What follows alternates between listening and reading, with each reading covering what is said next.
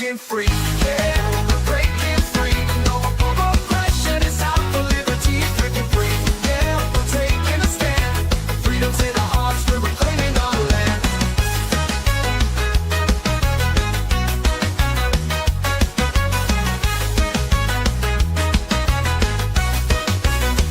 They try to silence us, but we won't be tamed. Voices getting louder, can't keep us in chains. We got the power, we got the might. Together we can shine, together we can fight. Feel the rhythm in your feet, it's time to stand tall. Raise your voice and shout, we're breaking down the walls. We're breaking free, yeah, we're breaking free. No more oppression, it's out for liberty. Breaking free, yeah, we're taking a stand. Freedom's in our hearts, we're reclaiming our land. They try to silence us, but we won't be tamed. Voices getting louder, can't keep us in chains. We got the power, we got the might. Together we can shine, together we can fight. Feel the rhythm in your feet, it's time to stand tall. Raise your voice and shout, we're breaking down the walls. We're breaking free, yeah, we're breaking free. No more oppression, it's out for liberty. Breaking free, yeah, we're taking a stand. Freedom's in our hearts, we're reclaiming our land. We're claiming our land. I hate this show. Oh my goodness.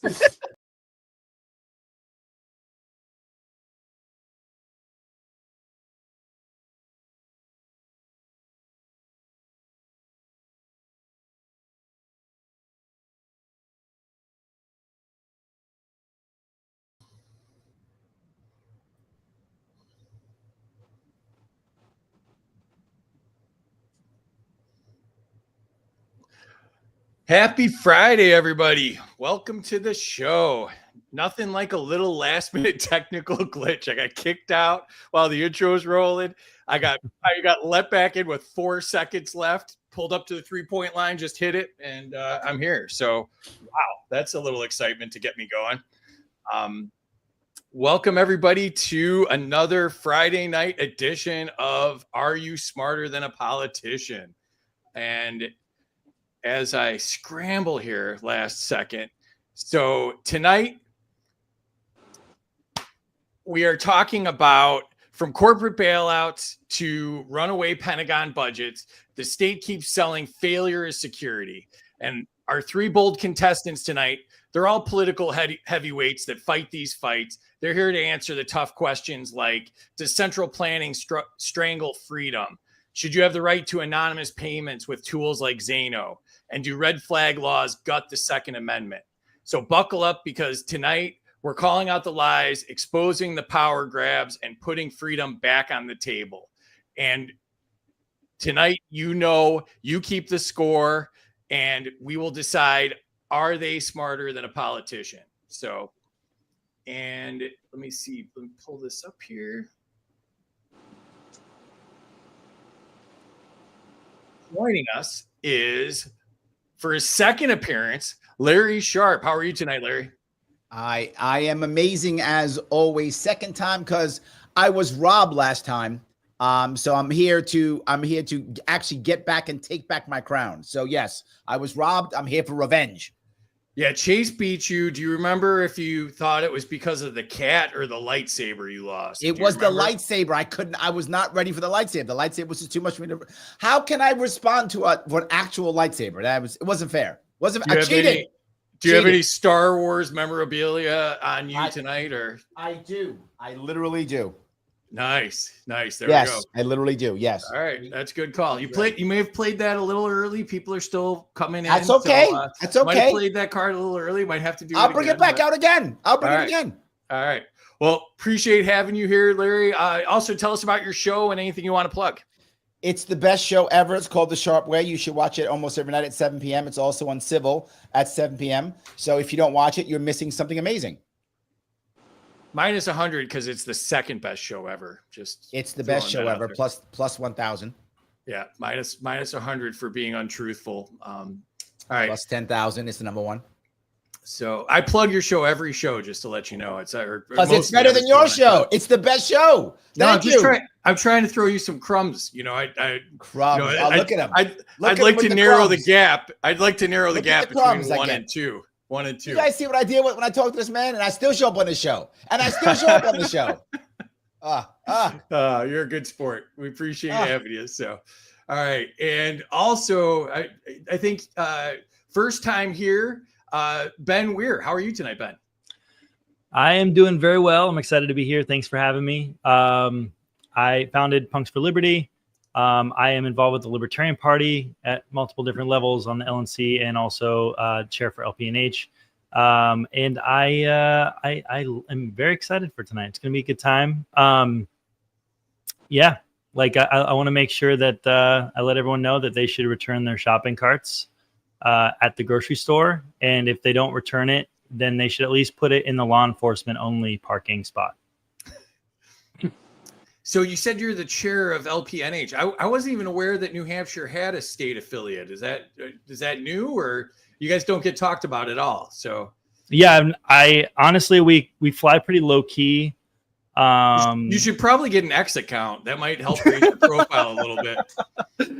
Yeah, we fly pretty low key. You know, we try to stay like really not controversial and just speak the truth at all times. And, you know, it's not very popular. So obviously we're struggling on that front. Yeah. So. If you need any advice how to raise your profile, you know, I'll help you out if you need. So I appreciate it. And your wife's very active on social media too. I really enjoy her. So give her a shout out. Yeah, absolutely. Too, right. What was that? She just had a birthday too, right? Yeah, last weekend. It's great. Yeah, she's out watching the baby right now. So yeah, I will. She's awesome. So, all right. Cool. And rejoining us, I think this is his 98th appearance. And he goes by Scientific Libertarian. I will probably call him Cy all night. But it turns out he has a government tracking name, just as many of us do. And it is Carl Krambeck. How are you, Cy? I'm doing great. Just kind of, I don't know. Do I need an intro? This is an unusual event for us because you're in a chair, you're not in a bed, you're not wearing a costume, you're not eating something out of a can, you're not using like a disposable burner phone for your camera. I think you got your hair cut. You lost about 80 pounds. This is a whole new you. He was intimidated by me, so he wanted to show up, correct. He wanted to come correct because I was on the show. That's why. Yeah. That's there's the biceps are going to start coming out for you guys. So yeah, they are. They're coming. Yeah. They're coming right now. Yep. Yeah. We should do the side-by-side gun show here. Yeah, there we go. Do the gun show. Let's do it. Let's do it, baby. Let's do it. Do it. Yeah. Mine's off camera. You can't see mine. It's not that I'm embarrassed. Mine's just off camera. It's the square. See, my hands are here, but yeah. All right. So, Cy, anything to promote? I don't know. Canned food or anything, Cy? Nothing? No. Okay. I'll skip. You're pretty well known for being in the chat, but you've been on the show a few times, so we're happy to have you back, and we appreciate all you do for the show. So this will be fun. So, and then I just want to give a shout out to our sponsor, Zano. And tired of surveillance coins dressed up as freedom tech? Zano is the real deal. Open source, enterprise grade privacy, scalable and secure, build, spend, and tokenize any asset without the peeping eyes. So Zano isn't just private, it's none of their business. And if you're new to this space, visit intro.zano.org to learn how Zano gives you the power to your own data, your money, and your assets all in one simple, secure platform built for real world freedom. So appreciate having them as a Friday sponsor on the show. And I've been using it with my son, and we're very excited about that. And then one other quick shout out. I know that. Hold on. Yeah. Why do you like Zano? You say you're using it with your son. Why do you like it? Well, I mean, it's all of the benefits of cryptocurrency and blockchain, except it's totally private, and you should say that. I did say that. I don't think you ever listened to me, Larry. I think that this is. You didn't say that. You didn't say it was because you and your son. You didn't make it personal. You just now made it personal. I did. I put me and my son in there. I pimped out my own son, and You I'm not did even not getting pimp credit your for son it. well enough at all. If you're gonna pimp your kids, do it right or don't bother doing it. So I'm telling you. Hey, Mini Free, get your ass in here. You're doing Thank a Zano you. intro. Thank you. Yeah. God, I'm going to get it tattooed on him. So, yeah. Much better. Yeah. Make his middle name Zano, and you'll be good. Yeah. All right. Now we're Can I get back to my show? This is Now like back to your show. This Yes. is the Freedom Fest interview where you interviewed me, but I actually ended up interviewing you. This is how this is turning out yet again. True. So, yeah. And so, Larry, if you allow me to segue here, I know you've been following this very closely and you've been an advocate for this too, but someone pointed out to me, we talk about Dexter Taylor all the time on this show. And I wanted to point out his Give, Send, Go. He's got an appeal coming up and he's about $3,000 away from hitting his goal to pay for that appeal. So it's givesendgo.com. DTaylor_2A_legal. It's up on your screen. Take a screenshot. Make sure you go donate to that. Dexter's a friend of ours and was absolutely hosed by 30-something counts with ghost gun laws and got 10 years in jail. He's been on Spaces with us. He's been on Larry's show. Really great guy. And so we wanted to bring that up and give him want to a be shout clear out. on this piece. Literally, the government, with a man who actually created zero victims whatsoever, made a black teenage girl fatherless. I'm not joking. The government did that.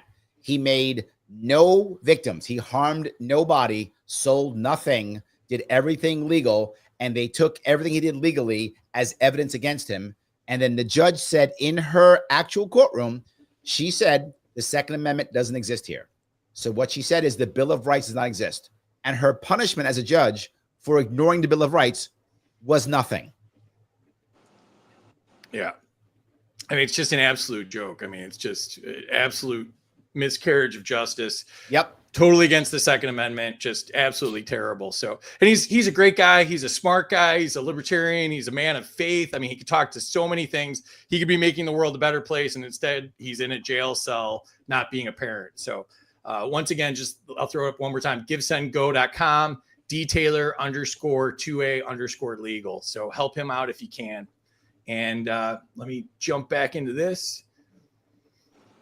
We are on YouTube and Rumble at those addresses. I know you can find us on Larry's Rumble or Larry's YouTube and Facebook right now. Thanks for joining us. And Ben's got us on Twitch and X, and Carl's got us on a TV in his back room right now. So that's very helpful. So thank you for that. And share this out, please. And let's see if we can get as many people hearing these great guys as possible. And then let me introduce Terry here. Terry, how are you tonight? I'm busy already and I love it. Let's go. Come on, guys. Yeah. Awesome. Thank you for doing this. And, she'll be in the chat and doing the score. So all complaints go to her. And yeah. So, and then you can follow me on X at Freedom for Us for All. Terry is Bats T76. Bats T76. And you can get our shirts, including the one I'm wearing. My other car is a Killdozer shirt, and we've got our Taxation is Theft and Make Anarchy Great Again shirts. Those are all available at freedomsuperstore.com. And all right. So Terry, I'll put you back in the back. We'll talk to you in a little bit. And let's see, do I got people? I got you in the right order. The technical glitches apparently are stopping for me now. So excellent. So if someone were to win tonight, they would get the Ron Paul holding the Ron Paul trophy, Ron Paul and Murray Rothbard bobbleheads, the Mike Johnson Swamp Ass cologne, the Ayn Rand Fountainhead teddy bear, as well as the Lego Killdozer, because nobody talks about the Killdozer more than me and Casey. And the rules are, I am the government. Whatever I say goes. Scoring errors count. Life isn't fair. Suck it up, Buttercup. Nobody cares. The rules are you can debate each other. You can veto someone else's answer. You can tariff their answer. And if you're a Democrat and you like that somebody worked very hard for something and you don't want to do that, you can redistribute their answer. everyone starts off with a negative 500 points because the government gets paid first, of course. Here's how the scoring works. The chat controls the score. So if you're in one of these platforms, you can go into the live chat and you can give or take up to 100 points from the contestants. And you can give us a reason. You can not give us a reason. You can critique their decor. Lots of things are available. Scientific will not be tearing apart people's interior design tonight. So that space is open if you want to make some comments about that. So, all right. You gentlemen ready? Lightning round. And we will be going to you first, Larry. Okay. The category is central planning and the economy. Always works. Is central planning responsible for most economic crises?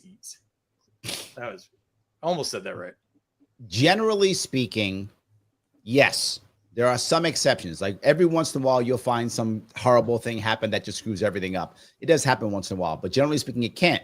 The reason why central planning fails is because it cannot react quickly. That's the problem with central planning. It can't react quickly. And for it to work and be fair, it has to create rules. And then what happens is now people are no longer judged by the results. They are judged by following the rules. And therefore, the outcome is irrelevant. And therefore, the outcome suffers because you are rewarded by following the rules, not by outcomes. All right. Was that fast enough this time? I didn't take too long this time. That I was shocked. I really you couldn't see my face, but my jaw dropped. It hit the table. And a great answer as always, Larry. And all right, side to you. Does centralizing power slow innovation? Yeah, absolutely. I mean, if you have a centralized power structure, it's hard to have competition within an area. You can't just plan it in one singular area. You have to have competition within a marketplace that would actually spur up more innovation as you go along. Utterly not true whatsoever. The reason why that's not true is because you can have centralized planning versus centralized planning. The example is the space race and also the atomic race. So centralized planning doesn't necessarily do it if you have outside competition. So the scientific libertarian is absolutely wrong. Ta-da. Wow. Wow. We're feisty already. He's wrong. You look at the space race, the atomic race. Centralized planning does not necessarily stop innovation if there's outside competition, in which case there was. So he's incorrect. Was the Declaration of Independence central planning? It was. The space Thank you. barely a competition. We won it easily. No, we didn't win it easily. Neither of those we win easily. The space race, we didn't win easily at all. Sputnik was up before us. Yeah, the Russians. So incorrect, my friend. What, they could send a dog up there? That's not much. That's the space race. I saw in an episode of Taxi that the moon landing was fake. See that? And it was fake on top of it. See that? Yeah. So the whole thing was fake. So there we go. All right. Take that. Take that. There we go. There we go. All right. Score one, Ben, to you. Score one for central planning. What? All right, Ben. Should industries regulate themselves when possible? Yes, because everything should be privatized, and essentially this is what holds up the medical industry the most, as well as like the FDA. Trying to police itself can suck sometimes, but for the most part, I do think that like industries can contain this work themselves, and generally that's better for people if it's more like privatized and not done through the government. So Yeah, I'm gonna say Ben's wrong also. the FDA sucks. But yes, correct. But your assumption is outside the industry is only government, and that's the false assumption. You should regulate. An industry can be regulated by the private sector, but not in that industry, right? If an industry only regulates itself from industry people, what often happens is they then create the same monopolies that governments do. That's actually, I'll say, like, I think that's like actually like if I'm talking about like the music industry, for instance. Yep. The music industry tried to regulate itself by creating a bunch of IP and copyright laws to ban LimeWire, to ban Napster. Yep. And it actually damaged the music industry more than it helped. So that's true. Yep. However, the music industry, the DIY industry, also regulates itself by creating new platforms and allowing more like freedom to share. Like after that happened, a lot of bands and musicians and music friendly people started their own platforms such as Bandcamp so that they can start releasing their own music on their own without the need of a label, which is now actually better for the industry because they can do everything DIY.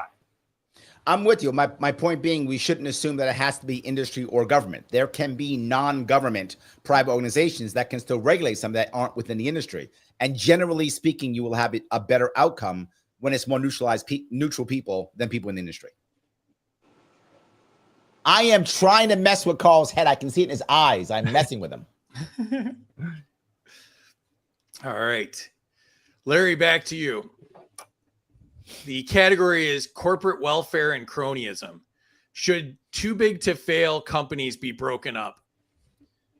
With the current system, yes. In theory, no. In theory, they should be able to fall. They should be able to fail on their own, right? We shouldn't be trying to knock down Goliaths. We should be building more Davids so that the Goliaths fall on their own. With the current system to where the government props up all the Goliaths, we have to, which sucks. I'd rather have a better system where it doesn't happen. But with the current system, yes. With a better system, no. I like that you debated yourself on that one. That's an interesting technique as well. I'm super smart, man. I debate myself. I do it. It's true. And modest too. The best part about me is how modest I am. That's my best part. You're so humble. Oh my God. It's true. It's true. It's true. You're right. Such a wallflower. I don't even know how we get you on here, you know. It's tough. Yeah. All right. Side to you. Should taxpayer money ever go to private corporations? Ever? Ever. Oh, now I got Carl thinking. No, probably not. But there are some cases where the government's digging their own grave, and I like those. Social Security, Medicaid, Medicare are the biggest government funders ever. And if they want to look into like cell targeting research or something like that, grants to a private company to the point where you're actually curing diseases, that would actually be a case of the government digging its own grave currently. And that would be nice, but, ideally, no. All right. I would argue the opposite. And the opposite, what I mean by is, every time the government gets money, it has to achieve something. If we're going to agree the government has to do something, whatever that thing is, then the more times I can have a private company compete and go for it, the more I'd want that instead of creating a government agency.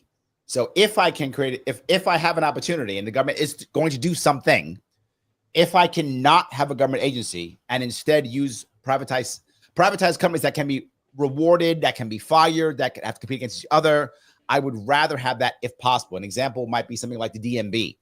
If we're going to have a government do the DMV, I'd rather have multiple private companies that could issue licenses and things of that sort, so the best ones could survive and do the best, rather than having a DMV. Okay. Ben, to you. Is corporate welfare worse than individual welfare? Oh, that's a great question. I'm going to say yes, because it ends up being a tax on citizens twice, because no matter how much they try to prove themselves or get the free money from the government, there's still a lot of that extra cost that's passed off to the consumer no matter what. And ultimately, for instance, like, I don't know, this is a little bit different, but if you consider like organizations, like police organizations, kind of like more like corporations and how they're structured, for every for every one cop that you get, you pay for 3. And I think it's the same case with a lot of corporate welfare. So I'm going to say that corporate welfare is worse, but very slightly. They both suck. They're both terrible. So. Great answer. The chat's on fire here, so let me jump into the chat. Shirley's joining us from across the pond. Thanks, Shirley. Dave is joining us. He says, what we need is common sense sandwich control. We need a 14-day waiting period to buy a sandwich. Those I are feel dangerous. I feel like the mayo would go bad in 14 days unless it's. Why do you hate the children? Yeah. Why do you hate the children? Yeah. D's here. 1,000 to Larry for being the smartest guy on the panel. Second smartest. True. Pointing that out. He's trying to narrow the gap though. No sound bites allowed. Looking forward to Larry winning this time, as I expect he deserved last time. Larry for president. I like it, Josh. Also true. Suppose you were an idiot and suppose you were a member of Congress, but I repeat myself. Yep, that's a great Mark Twain quote. Vernon's here. Happy Friday, Vernon. Nice Pastor Tubb still has a cameo in the intro. Yeah. Great. We were trying to get Tubb back on it. I feel like he was being truthful when he said he hated the show. So Amity's here. What's up? 1,000 to Terry Girl Power. Hey, Vader's worth 100. All right, got 100 for Vader there. Governor Larry for Dan. Minus 100 to Larry for saying his show's better than Freeze. Yeah, thank you, Amity. Appreciate it. Waz, what's up, Waz? Kilburn reposted. Thanks. Darth Larry doesn't have a food ring to it. Okay. Minus 100 to Ben for being excited. 100 points. I think what he meant was a good ring to it. That's what he meant, not food. He meant good. And it's not Darth Larry. It will be Darth Sharpe or right, which is better. Yeah. I got food ring, so I feel like it was a bundt cake or something with like a hole in it, maybe a donut. That's delicious. Okay, let's have that. Yeah, the 14-day waiting period on bundt cakes too. I think we should throw that out there.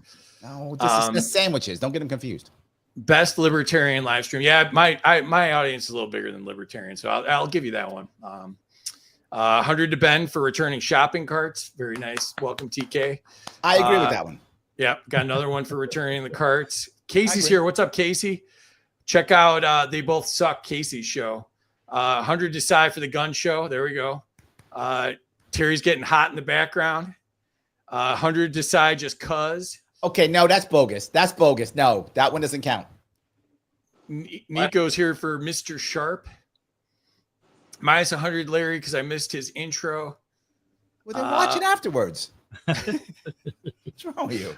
Yeah. Oh shit, Larry's already taking over the talking. Yeah, I lost control in the backstage area. So 100 to Larry for calling our free. He means calling out you. Calling out free. There we go. You. That's what he means. There's a lot. I understand what these guys mean. I have spelling or reading issues to start out with. So if you could just put the right words you want me to say, then I'll mess it up. That would be more helpful to me. 100 to Larry for fighting the government. Kim's here. 50 to Larry for Zeno. Minus 100 to Larry for arguing with the host. Yep. Thank you, Amity. Yeah, but she's unfair. So no, it doesn't count. But then you also got 100 for arguing with me. Oh, that's even. Okay, that's fine. Yeah. Going against the host is popular on this show. 100 to Terry for being Terry. Minus 1,000 to Free for already triggering Larry with judges. 100 to Larry for noting the bad judge. Terry, rein in these guys. We haven't even gotten to the prizes. 10 minutes. 100 to Larry. We fixed it Wednesday on civil. That's my civil show Wednesday at 7 p.m. This is not the time for promos. We had that at the beginning. Larry, I know, but she gave me one. Larry, try to get with the program here. I'm sorry. 100 minus 100 Cy for not following him back. Yeah, he's a tough follow. Missy's here. 100 to Larry for being on the show. Lyndon advertising merch -5, but it's great merch. It's great merch. Hey OB, follow OB and check out her artwork on her website. Minus 100 to Larry for making circles in the air while he talks. Minus 100 to Larry for not understanding short answers. No, Larry's problem is not the short answers tonight. It's that he answers everyone else's question. That's my issue, but I do it shortly. God, I'll go fast next time, Bernie. Yeah. Larry's socializing other people's questions is really what's going on. He's redistributing the answers. Minus 100 Larry for not understanding short answers again. Plus 10 to Larry. 100 to Larry for answering intelligently. 100 to Larry for his ta-da. 100 to Larry for he corrects his opponents. 100 to Ben for starting the first argument. Did I? 100 to Larry. I don't know. I feel like we started in an argument. Like maybe you got us out. Do you want to go again? Yeah. 100 to Larry for history, 100 to Ben for privatizing industry, 50 to Larry for remembering Sputnik, minus 50 to Cy for forgetting it, 50 to Ben for being too young to know what Sputnik was. How old do you think I am? I turned 36 in less than a month. You a baby? Are you kidding me? I'm You a baby? 36. You a baby? 100 to Larry for being right. Different. Thank you. Insurance should regulate industry.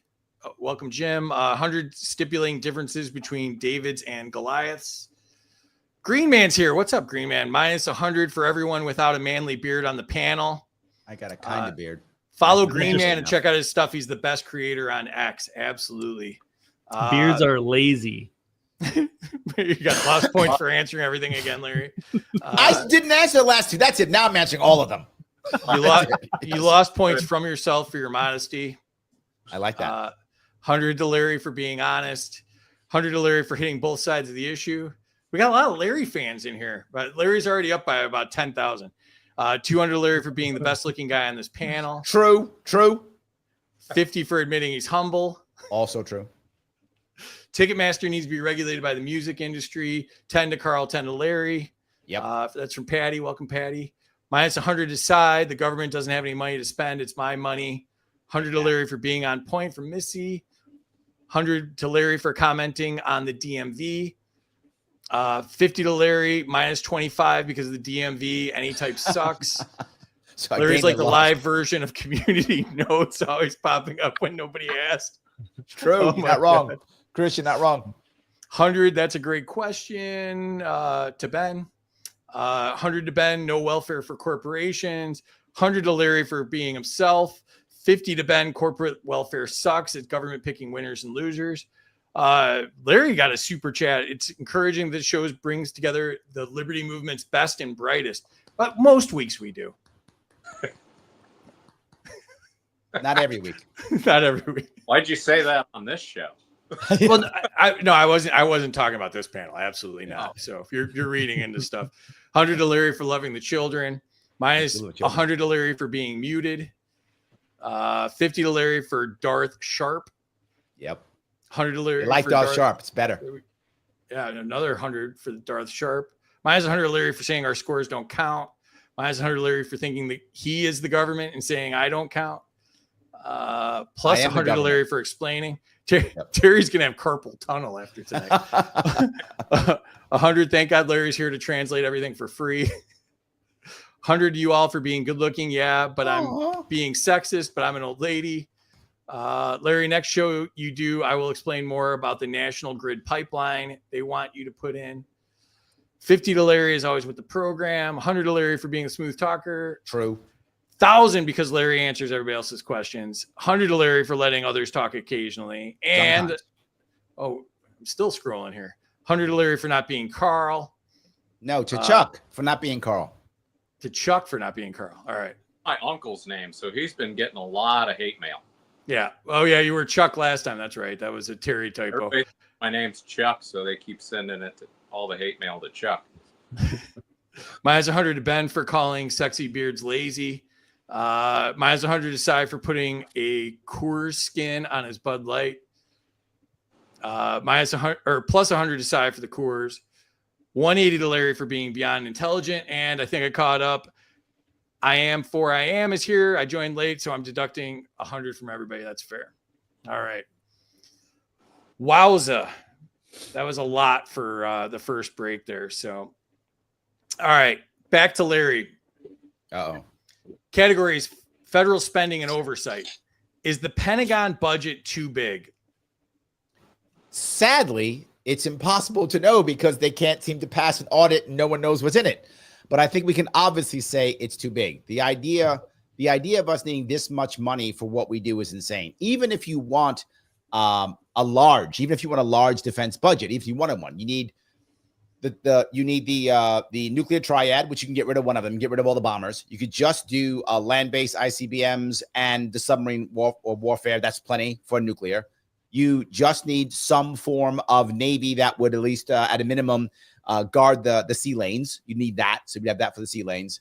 And then perhaps you need a lot of special forces for going into non-nation things like taking out guys like Osama bin Laden or something like that. So maybe something like that. Maybe it would be all we'd actually need if we wanted something like that. But clearly it is. But sadly, we can't tell. All right. I like that you're talking faster to get more in. You want me to? You get mad at me. No, I love it. It's technically the chat that gets mad. They're beautiful words. I could spend an hour just on the Pentagon. I'm like, I don't want to kill you. Yeah. All right. Side to you. Does Washington overspend to buy votes? Oh, absolutely. Yeah, they funnel money back into their congressional districts, and then they say, look at all this amazing stuff that we brought from Washington with us. And then, that's what they use in their campaigns typically. So, yeah, they funnel back to their districts. They organize things in a very inefficient manner. As long as it's in my district, I don't care. I'll vote for it. And then they sign the bill that they never read. I got to add to that, though. It isn't just Washington. The states actually do it even worse. And what I mean by that is the states are always asking for more federal funds, number one. And then they give the funds out and say, see, look what I brought home. Out on top of that, the idea that many states now are doing, New York State's one of them, matching funds to where I'm running in a primary. I'm a Democrat or Republican running in a primary. So if you're not a Democrat or Republican, you can't even vote in that primary. You can't vote for me, but your taxpayer dollars match whatever someone gives. So some Democrat gives someone $100, the state matches it with $600 of your taxpayer dollars. And that's just to get votes. So it's even worse than what he's saying. I'm doing a yes and. All right. Ben, to you. Should all federal spending be published online in real time? God, how fast would you need to be to watch those dollars go out the door? Yes, everything should be transparently posted online. Maybe if that was a real thing that actually they would still spend just as much. Let's be honest, they're still going to spend all that money. But there's no way anybody could possibly keep track of all that. But it would be good for the public to be able to keep the government accountable. And all of us autistic, nerdy libertarians would comb through those with a fine-tooth comb, I'm sure, and instead of fight with each other, right? So we could definitely make some noise with that. Yeah, it'd probably look like our chat. All right. Larry, to you, category is military spending and priorities. Do overseas military bases cost more than they protect? Without question. Now, the reality of it is, should we have overseas bases? Again, in a perfect world, no, we would have some way of us all agreeing to protect our sea lanes, which we need to keep our economies going. Right now, sadly, America is the only deep blue sea Navy that could actually do that job. So because of that current situation, we have to have overseas bases to make sure that we can, fuel our Navy. Now, but that's all we need. And that's probably 10% of the bases we have now. We could cut our bases probably by at least 75%, because at least that 25% of our bases would be enough, clearly, to simply protect the sea lanes until we find a better answer for that. So yes, except for the few that we need to protect our sea lanes. I do not want to fuel my navel, just FYI. Your navel needs some fueling, my friend. I've smelled it. It's terrible. All right, side to you.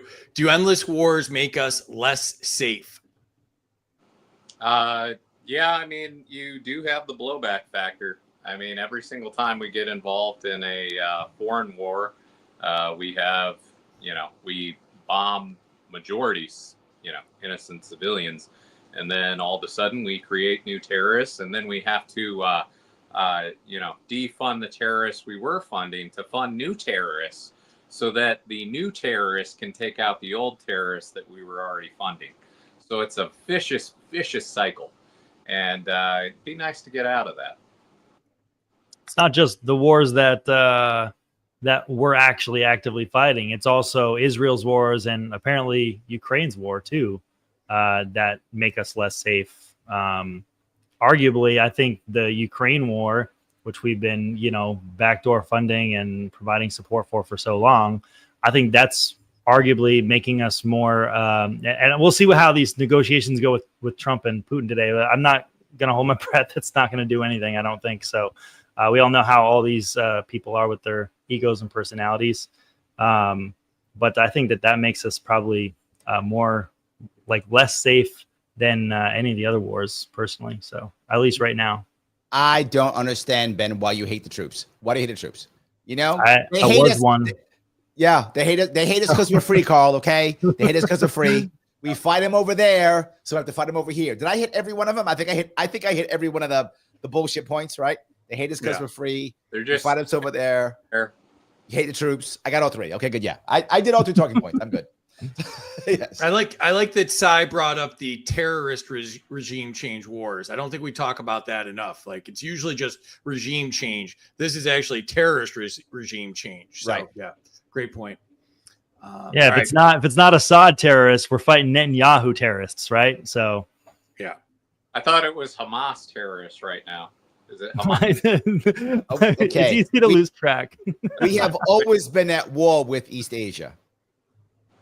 Do you remember that from 1984? We have always been at war with East Asia. Wait a minute, weren't we at war with like Eurasia? I don't know. We've always been at war with them. We've always been at war with Hamas, I think, or Iran, I think, or whatever. We've always been at war with them. What's wrong with you? Right. And they all call us 9/11 too, right? And they all call us 9/11. Correct. Yes. Has the new Iranian terrorist group dropped yet? Do we know their They're coming soon. It's coming. And they did 9/11. Both. Oh, okay. Well, yeah. Yes. There we go. Yes. That was the Nephilim, actually. But yeah. All right, Ben, to you. Should the defense budget be audited yearly? It should be audited monthly. Absolutely. With how quickly everything's ballooning and it seems like new money's spent and coming and going all the time.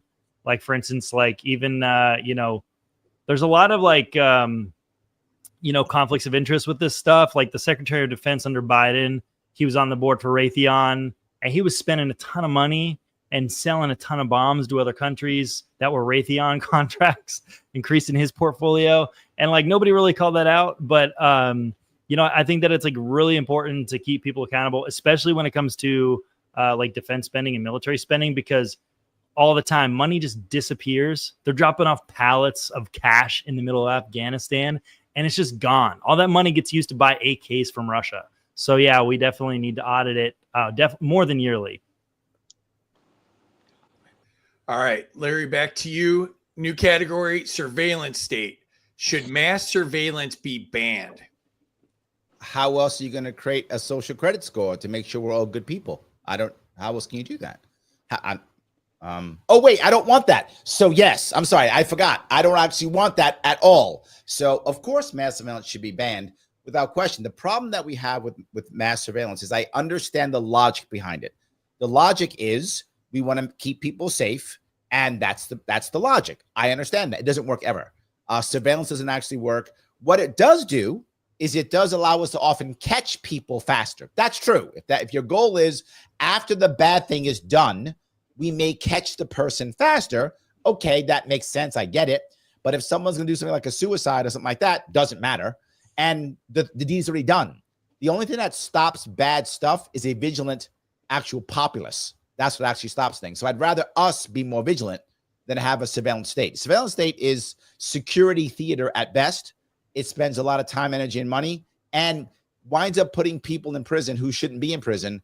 It does. The one positive thing it does, you often catch the person faster. That's about it. That's the only advantage. But there's at least 40,000 horrible things on top of that. All right. Side to you. Does encryption weaken national security? Does it weaken national security?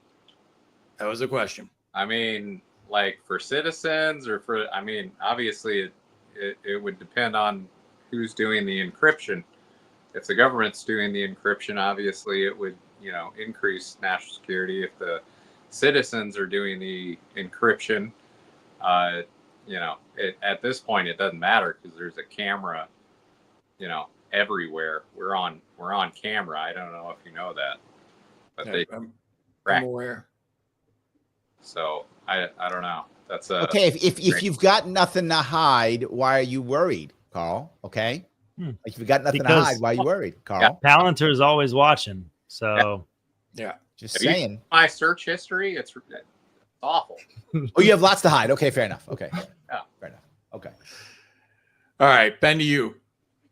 Should the government need a warrant for any financial data? the government should need a warrant to do literally anything that involves your personal data, your money, your property, to talk to you. Probably like they should have full, like, clear permission for all of that. And you should be able to tell them to F off. So, and you should tell them to F off. So As much as you can, absolutely. Yeah, but All hold on now. Hold on here. Now, the Supreme Here- Court has here said we were doing so good. No, those- we got through 5 questions so far. We're 45 yeah, minutes. in. see? And then Yeah. you and now you don't stop. All right. Okay, I've been good enough. Look, let's be clear. The Supreme Court has already said that corporations are people. If they are people, they have Fifth Amendment rights, right? They can't give up any information. They might incriminate themselves. All right. corporations you're talking about? That's what the Supreme Court said. Corporations are people. If they're people, they have their Bill of Rights. So they get their own guns, right? Well, the And government's never been wrong on any Supreme Court decisions. ever, right? never been wrong ever. Correct. Never been wrong ever. And therefore, they should not do anything because corporations have Fifth Amendment rights. So they can't. If the government wants to take something, they have to say, no, I can't give you information, government, because I, as a corporation, I may incriminate myself. So I have a right to give you nothing at all. Sorry. I think we should start promoting that businesses have Second Amendment rights and Yes. First Amendment rights. So Correct. Yes, they do. Absolutely. I love that. Called Citizens United because all the citizens, they all hate it. That's the reason why. Yes. That's- It unites them in I heard hatred. True. All right. Back to it. Back to you, Larry. New category: National Guard and domestic deployment. And if you want to learn more about Defend the Guard, go to bringourtroopshome.us. We're actually having Dan McKnight on soon. He was on now I'm blanking on the name of the show.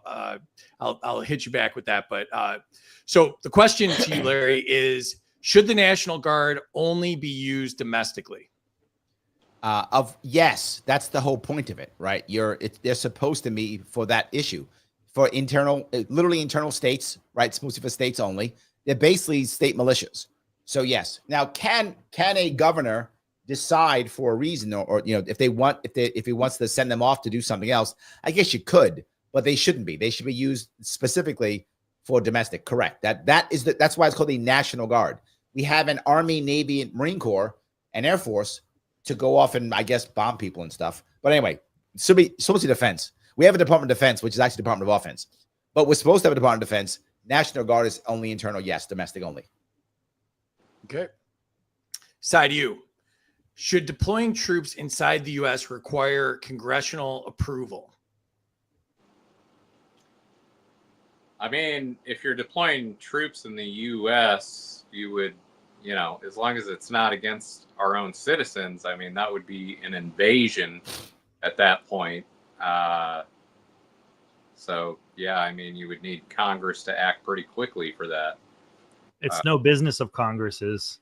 It should be up to each individual state and to decide what they do with the troops that are, their own National Guards But facility. that's the piece. Is it National Guards or is it Army, Navy, Air? If it's Army, Navy, Air Force, Marines, Congress should be, whenever they deploy anywhere, Congress should, assuming they're going to engage the enemy, assuming that's the case, whoever the enemy is, Congress needs to say, hey, yes, you get to go engage the enemy. That's what's supposed to That's the happen. point. But if we're promoting Defend the Guard here, the point of Defend the Guard is to bring it back to the states as a state issue so that the states can decide where they send those troops, not the If it's president. National Guard. And that's not what the question. The question was vague. If the question was National Guard, I agree with you completely. If the question is not National Guard, what was supposed to happen is, because the Congress was closest to the people, the Congress would be saying, hey, I'm sending my people in my area to maybe die and be killed by the enemy. So therefore, I'm going to vote and say, yes, it is worth my sons and at the time sons, but now sons and daughters, to go get killed in front of in a field. So yes, Congress should always be involved in deploying troops that are going to face the enemy. Now, if it's domestically, I agree with you. It should be by the states only. All right. And the show I was looking for is If by Whiskey that Dan was on last night with Mark and Jason. So check out If by Whiskey if you want to see that. And all right, Ben, to you. Does using the Guard for law and order erode Absolutely. trust? Yep, it sure does. And we noticed this, like, the president kind of has been trying to use the National Guard to uphold his personal motives, whether it be, here's an example. He actually sent ICE, so it's not the Guard. Just like Newsom's rally that he had, where he had people arrested at Newsom's rally. But this happens all the time. They'll do rallies in DC and send the National Guard for peace. Actually, I think this might have happened just recently too. They had a rally in DC, and they demanded that the National Guard go there to create peace. But a lot of times when the government calls for the military or police action to create peace, they end up making things a lot worse. This happens a lot. You see it with the WTO riots in the late 90s, how they basically just adding the police into the situation, closing off all the streets, made that entire thing a whole nightmare situation for the governor. It turned into Beirut over there. And it happened with riots, even just over, more recently with the BLM riots in, all over the country. Police were escalating. It's never ends up being law and order. It always just ends up feeding into the narrative of the government. So sadly, Ben, is not correct at all. The reality is most Americans actually, and I hate it. I think Ben's thought process is correct because I agree with Ben's thought process, but the vast majority of Americans, they don't think that way at all. They love when National Guard comes in. They love it. Oh, I see it in New York City. They put National Guard into the subway. New Yorkers ate that shit up. They loved it.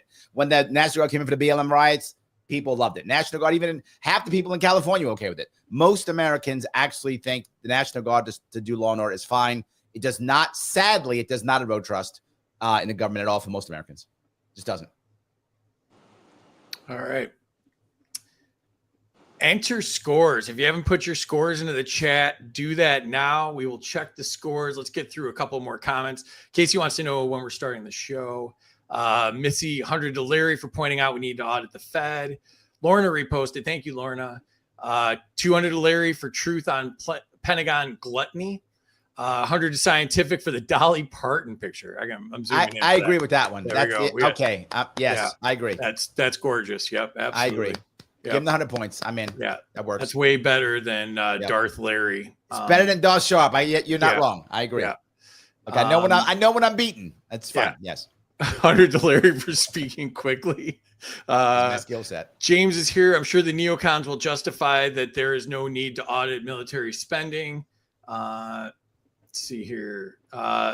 Larry talks fast. Got 100. 500 for talking fast. 100 to talking faster than Cy. Oh, we're benchmarking you against Cy. There we go. Larry's talked so much, Ben hasn't even had a chance to be controversial. I've stopped him. I've stunted him. Yes. I've never heard anything about you being controversial, Ben. This is all new to me. 100 to Larry for being pro-open primaries. No parties spend for votes. Government spends to get donors, kickbacks, and control the public. Minus 100 to Cy for missing it. Minus 50 to Larry for the same reason. 500 to Larry for living in the belly of the beast. True. Moved to New Hampshire. Plus to yeah, Larry. hold on. Just be clear. Zoran Mamdani is my assemblyman.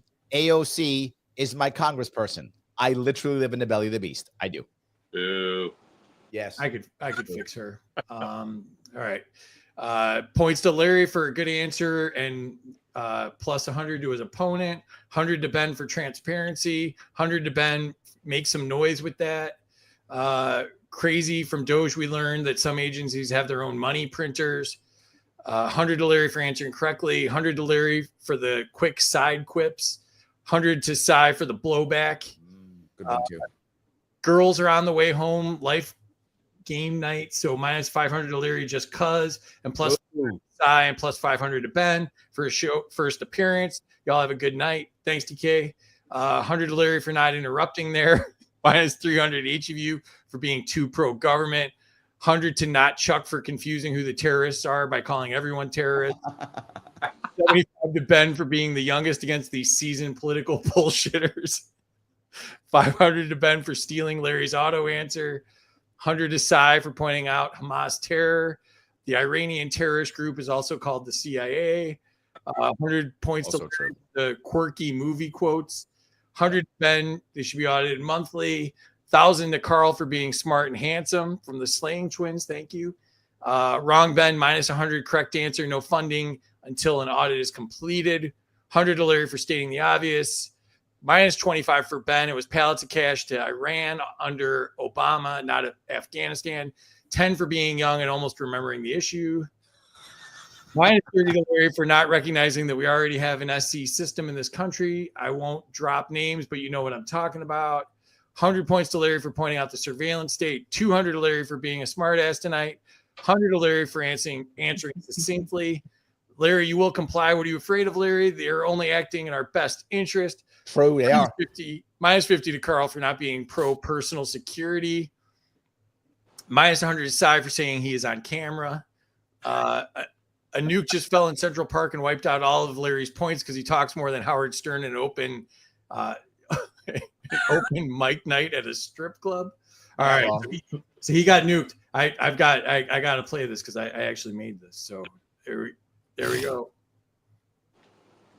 There's the nuke. There's the nuke. Now they all run off. He turned into an elephant. There's a lot of chaos going on there. Turned into an elephant.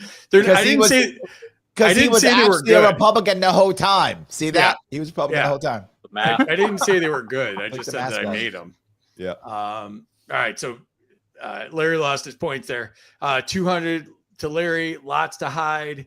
Okay. 100 for Ben getting an answer fully correct. Minus 500 Larry. You're running, trying to be elected to something. Not 100 yet. to Larry I might. for speaking I did about the before. Supreme Court.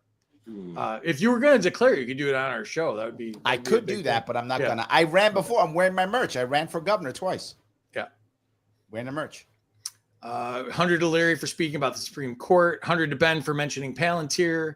300 the Supreme Court corporations being people. 300 to Ben for pushing that idea. 1,000 points to Carl just because. Oh, we lost Carl. We lost Carl. Oh, hit his head. Oh, we've got. What? Why does everything match? Dan. Ty, I got you blend into the couch. The cat blends into you. 100 to Larry for stating the obvious. Here we go. Thanks for triggering Larry with court of judges. Yep. 200 to Ben. Proper use of sarcasm about Supreme Court decisions. 100 to Carl. Congress should approve deploying troops. 100 to Larry for mentioning the Marines. 400 to Carl for talking less. Exactly what a politician should do. Minus 50 to Cy for not getting the National Guard are under governor control, not Congress. 50 to Ben and Larry for noting difference of National Guard. There we go. If by whiskey mentioned, 500 to the host. That was the show that Dan was on yesterday. Minus 500 to Ben for pushing Orange Man bad. Trump has cited law for every use of National Guard, and thus far his use has been beneficial, even if disliked. I want to say some rude things about that.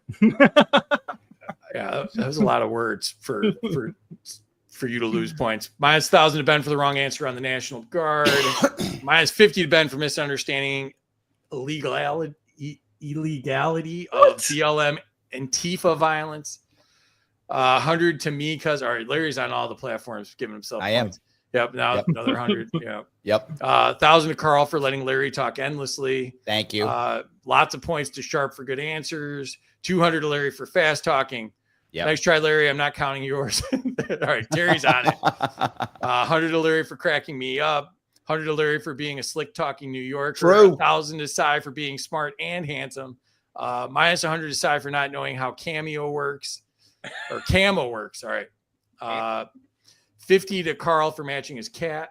That is impressive. Right. Carl, that is impressive. I'm just saying that part's impressive. I give you that one. I got through it here. So let's see. I mean, most of your points are bogus, but that was a good one. There's a couple good ones you got.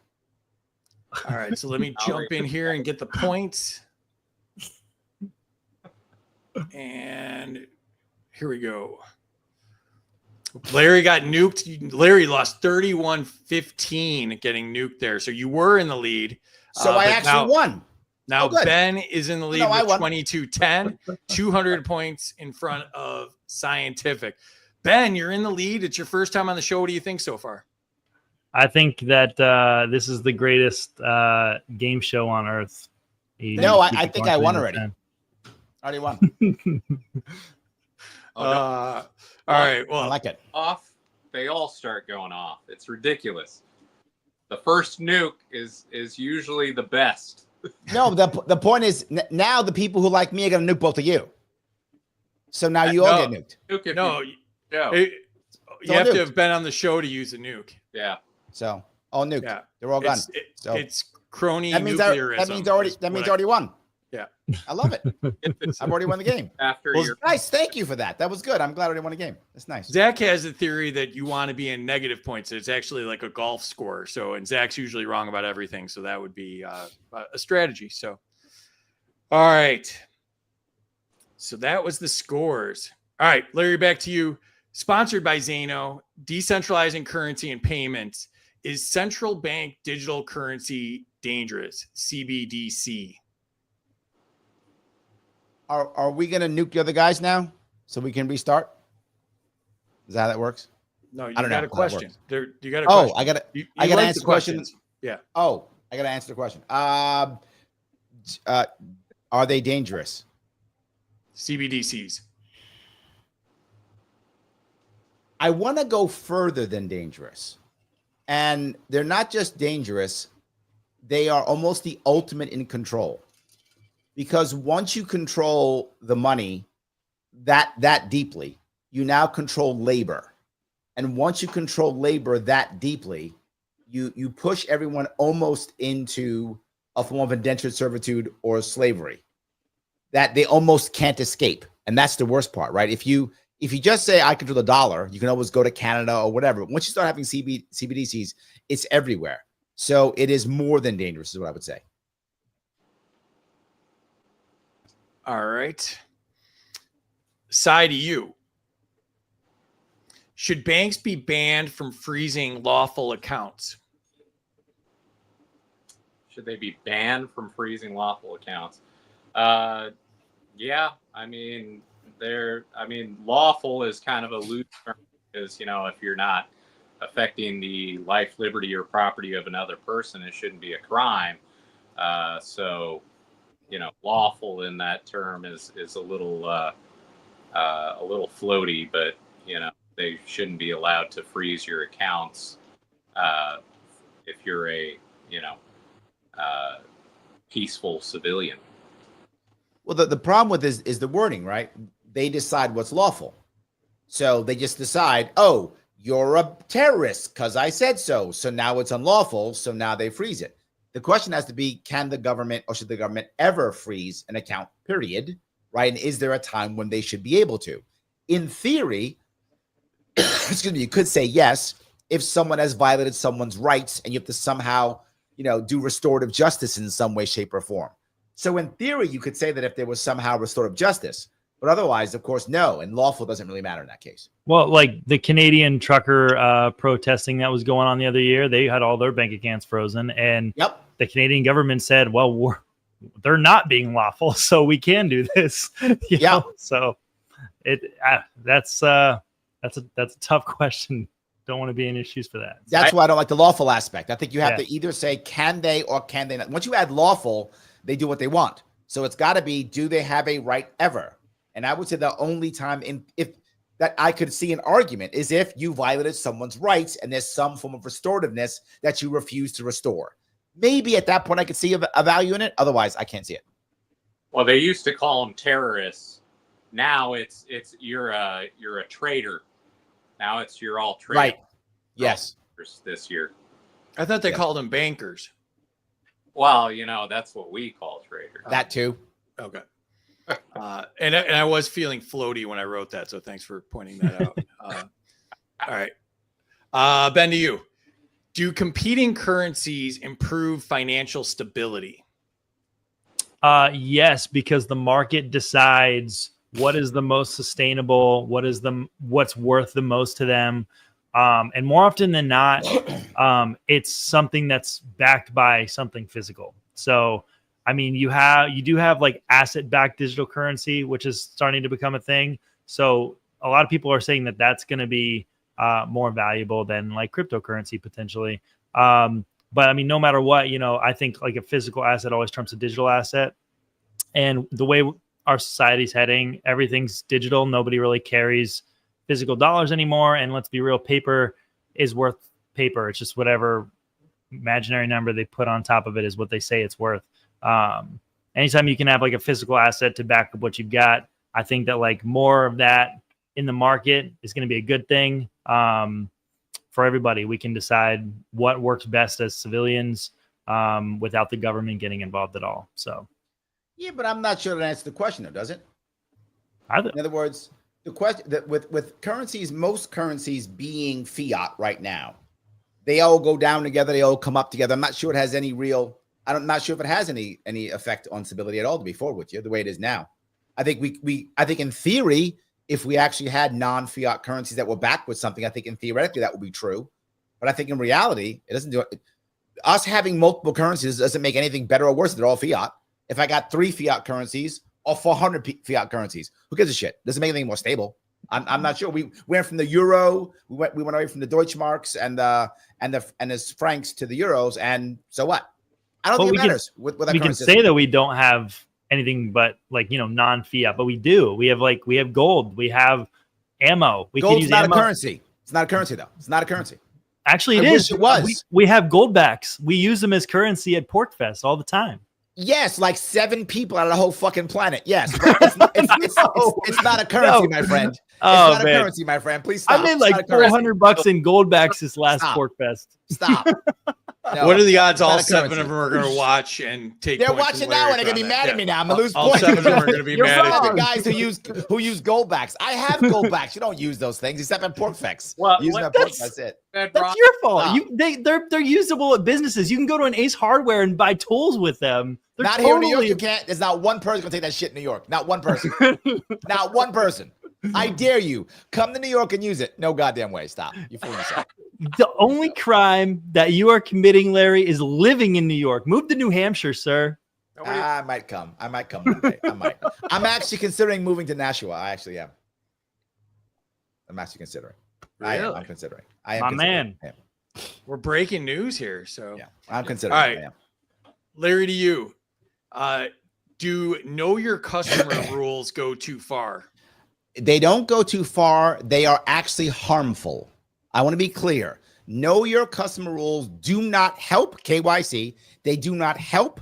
They only harm. What I mean by that, the concept behind know your customer rules are we have know your customer rules. And what that means is now if I know my customer, I can stop the terrorists and the bad guys. That's the thought process. UBS was caught after KYC laws in laundering money for cartels. They made so much money, they paid the fines. And then after they got caught, they did it again. I'm not making that up. You can Google search it right now. UBS was caught twice. They made so much money laundering money for cartels with KYC laws.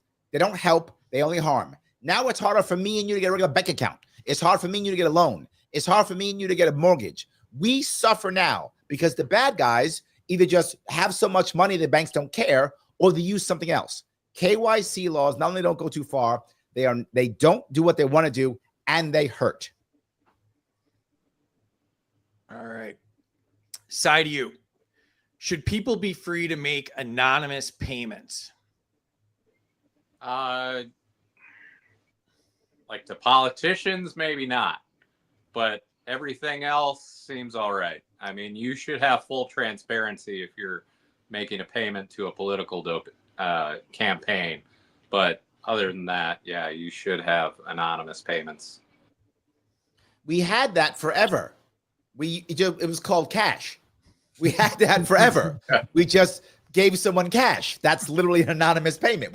That was the norm, right? So, but I agree with you though, Carl, when it comes to if your money's going into the public sector, meaning it's going into politics publicly, if you're choosing to do that, you're affecting everyone with that in theory, it should be 100% transparent. I completely agree. But if it's not that, we've already had it for hundreds of years. It was called cash, and nobody was unhappy. It was fine. All right. Ben, to you.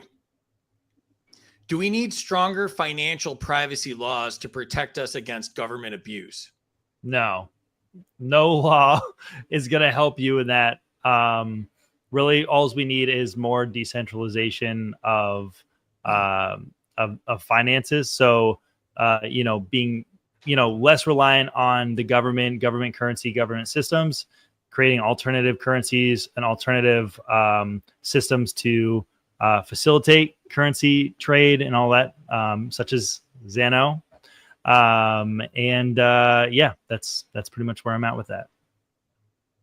All right. Larry, back to you. Category is state sovereignty. Should states decide their own voting laws?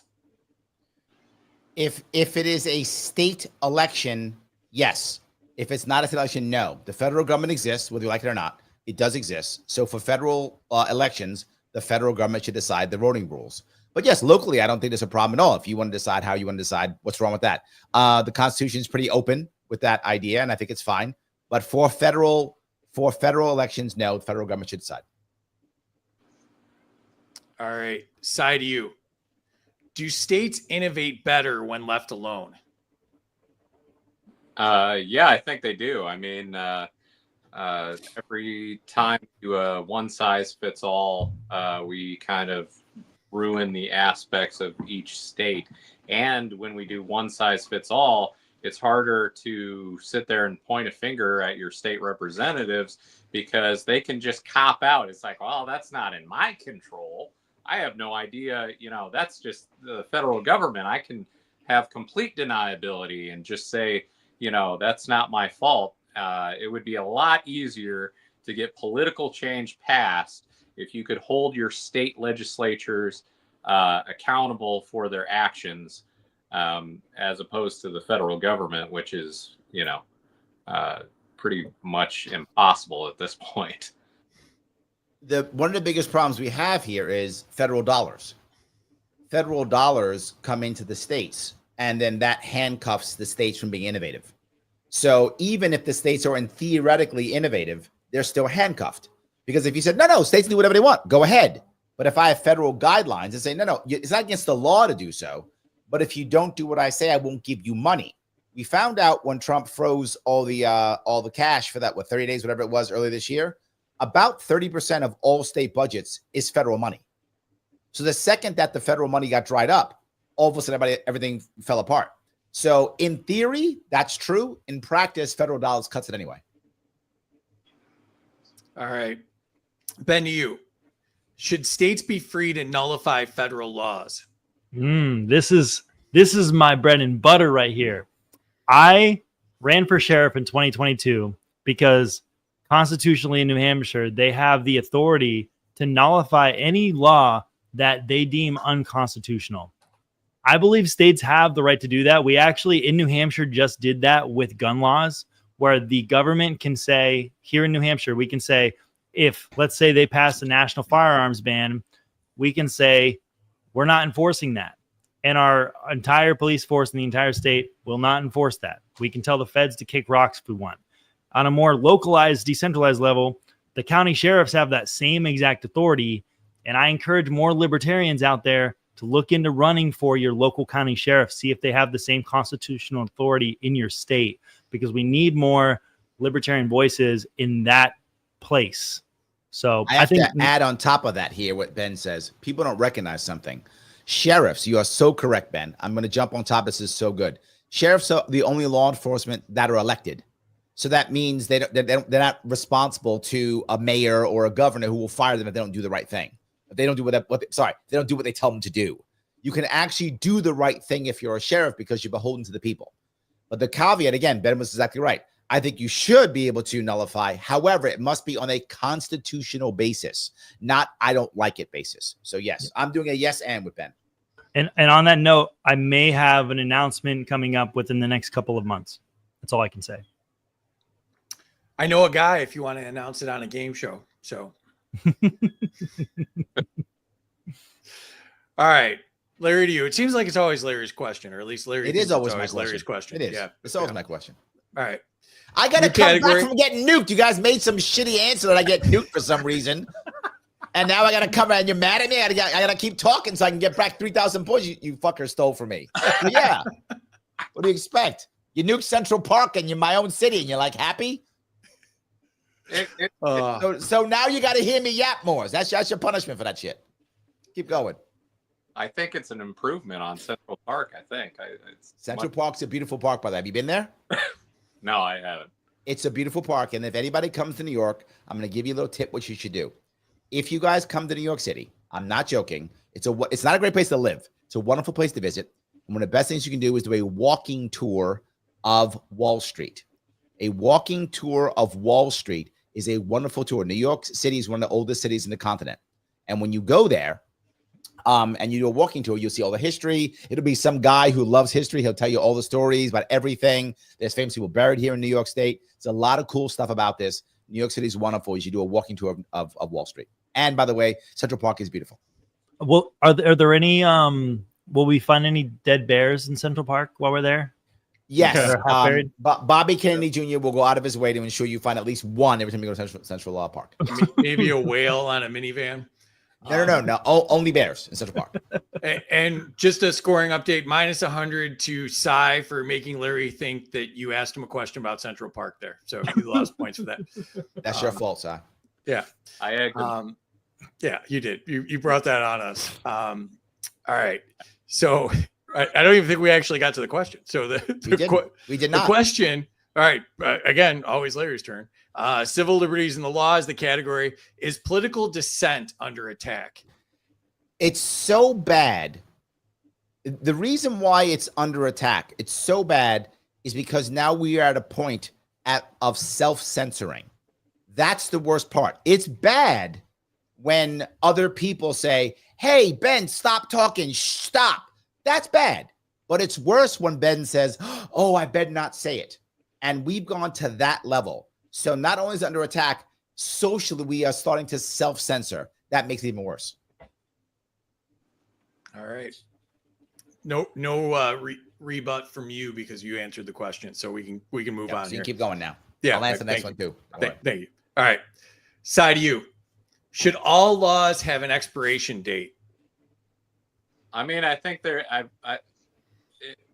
laws protecting people's property, life, and liberty, obviously, those should be pretty well enforced. But yeah, I mean, there's a lot of laws that we have to, revamp. Like Rhode Island's a good example. In like the 1980s, they got rid of this massive amount of sex laws that had to do with, that were preventing people from doing that in their own home.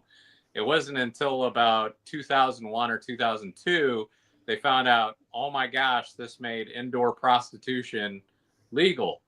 And it wasn't until like 2009 that they finally said, okay, well now it's illegal again.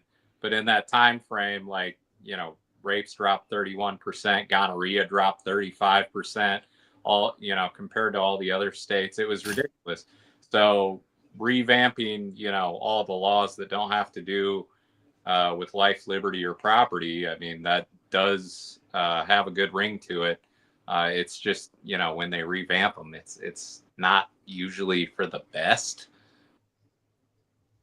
I think that they should all have expiration dates. All of them, 6 years. They should have 6 years. It's called sunset laws, right? So they should have 6 year sunset. All laws, no matter what, even the ones at property, because Carl, what they'll do is they'll say this one's property or this one's something when it's not. They'll title it the thing you want so it never gets done. So all of them must, no matter what. And what I always get, I've been talking about this literally for years. When I ran in 2018, I mentioned it. All laws, 6 year sunset. People go, well, what about murder? Because they're always stupid and say stupid shit like that. And someone in the chat probably already said that stupid shit already. So that's what happens all the time. Okay, let's say, for example, they forget to renew murder. Okay, say they do. I don't know why they would, but say they do. There's still other laws that would still put you away. And the second one guy says, oh my God, we can't charge him with murder, they'll just redo murder. So it'll be one day where one guy doesn't get murder. He gets manslaughter or something, whatever. It's fine. The world's not going to end. Plus, if you're so bad you can't redo murder, you probably shouldn't be an assemblyman. So it's totally fine. What it would do is, if you have to keep redoing all these laws, you have to add one more piece, and that is it must be single issue laws also. You can't just do all of them redo. Each one single issue. It'll keep all these assemblies busy for the next 10 years, not giving us stupid laws, but just deciding which laws they should keep on the books. That would be amazing. It would be an immediate pruning of our laws across the entire country. Well, the night before is purge night, right? Let's give it a shot. Well, in that case, we should definitely abolish the police because they can't even keep track of the laws right now. True. You're right. So. No idea. You're right. Yeah. All right. Ben, to you. Should whistleblowers be fully protected? I mean, yeah, like here's the thing. When you say protected, my mind goes to the Second Amendment and private militias. It does not go to government protection. But if somebody's whistleblowing the government, like Edward Snowden, for instance, I think that he did not do anything wrong by, telling people, what the government was doing. I think Edward Snowden definitely should be pardoned. Wait, wasn't Snowden? No, Snowden hasn't been pardoned yet. It was, who was it? Who am I thinking of right now? Ross. I'm gonna lose points. No, I know Ross was. The guy who was like in Australia, Assange. Yeah, like, come on. Why did I forget his name? I'm gonna lose points off of that for sure. But nobody noticed. You're good. But Snowden, he should be pardoned, and then he should have protections as well, so that he doesn't get murdered. He should have his full Second Amendment rights restored so that he can buy and protect himself as well. So, absolutely. All right, Larry, to you. Criminal justice reform is the category. Should sentencing be left to the states? That's an odd question. It is right. State laws, the state sentences, federal laws, the Fed sentence. I mean, it is. That's how it works. The difference is what we don't want is it should actually be left to the judges. Most judges are actually terrible, and they use what's called the rubric. They look at a rubric and they go, okay, because you did X, then you get Y, plus you add this, so I can add this on and add this on. Judges right now are so bad, they might as well just have algorithms. We would save a whole lot of money on rogues. We would just have algorithms go through their rubrics. We don't do that. I mean, that's what we do. We should not do that. So judges should actually have to judge and make decisions based upon that. Mandatory minimums are unconstitutional, should not exist, are horrible and stupid. A judge should have to look at someone in the eye, recognize what's going on, and make a decision. That's why they're judges. If they can't handle that, then don't be a judge. Rubrics are unconstitutional, and mandatory minimums are unconstitutional. States already decide sentencing. That's how it works, and feds decide federal, as it should be. All right. Minus 100 to me for the terrible question. Side to you. Should drug laws be set by states? I mean, they kind of already are, but the federal government really dips its ink pen into that, which is not really great. I mean, the state should be able to decide, like, if you want a safe usage site or something like that. Like, literally 0 people have ever died safe usage site for things like opioids or different things like that. And yet, during the pandemic, I think it was like 100,000 people died. So states should definitely have the flexibility to make up their own laws.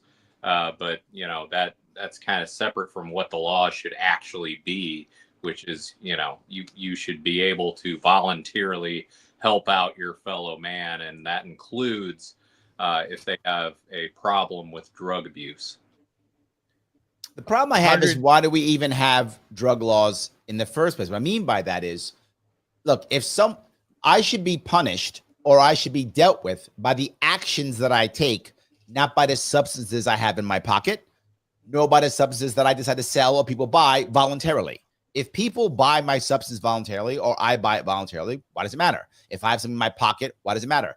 If I do something like I rob someone to get my drug or harm someone to get my drug, then it's not a drug law. It's a harm law, which makes sense. The idea that we even have drug laws is silly. We should have laws not for possession or selling. We should have laws for actions that harm others. I was going to give you 100 points there too, Larry, for doing the snorting sound effect during the drug question. So that was, thank you for that. I'm actually sick and I've been muting myself, but then someone was a wise ass and made me lose 100 points for fucking muting myself. So now you got to hear my snot. You like that? Give me minus 100 points for that one. All right. Ben, to you. Should rehabilitation be prioritized over punishment? 100%. Absolutely. But not at the expense of the taxpayer. So we need to find a way to almost make this like kind of like a charity type of situation or a mutual aid type of situation. I love the idea of doing this through mutual aid. But I feel like, people going to jail or to prison for nonviolent crimes is crazy. And you have people that are still going to, prison for weed for, 10 plus years in some states. And that's just insane. Half the states, like you can walk down the street with them in front of a cop and they'll just wish you a nice day.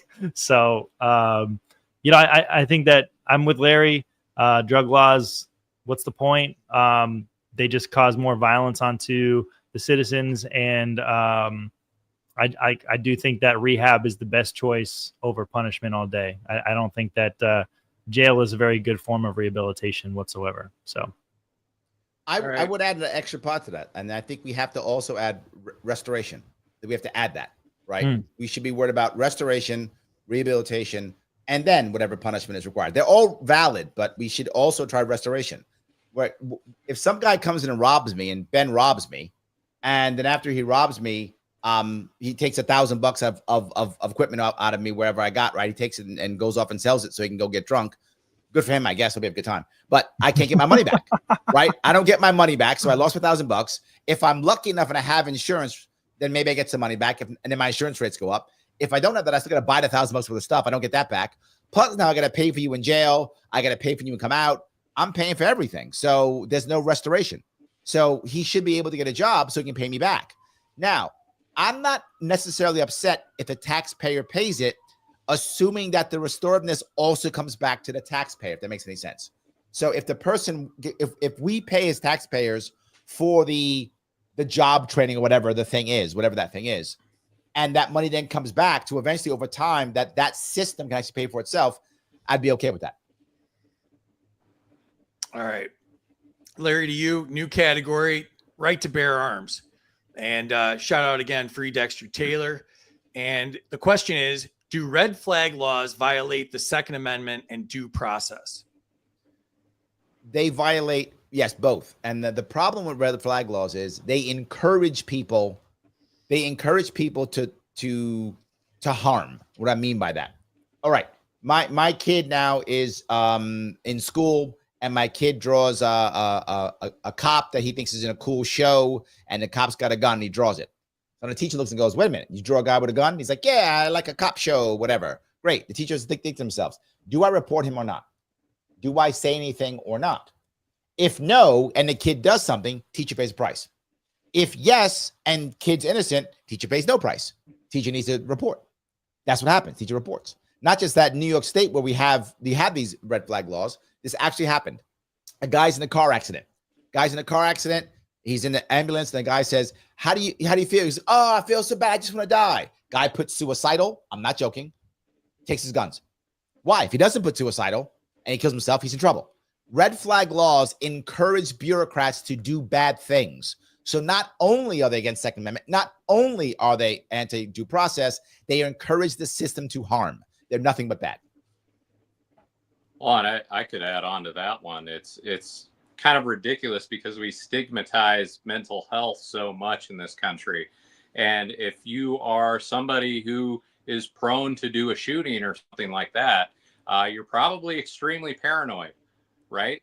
So not only does the red flag law put this little barrier between you getting help for your mental problem, because you don't want your guns taken away.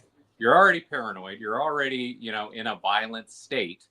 So you don't want to put a barrier in front of people to find help for their mental health issues. Because now, not only do they have an untreated mental health issue, but they also still have the gun because they're not gonna tell anybody about it at that point. They're gonna have both. They're gonna have an untreated mental health issue and a gun.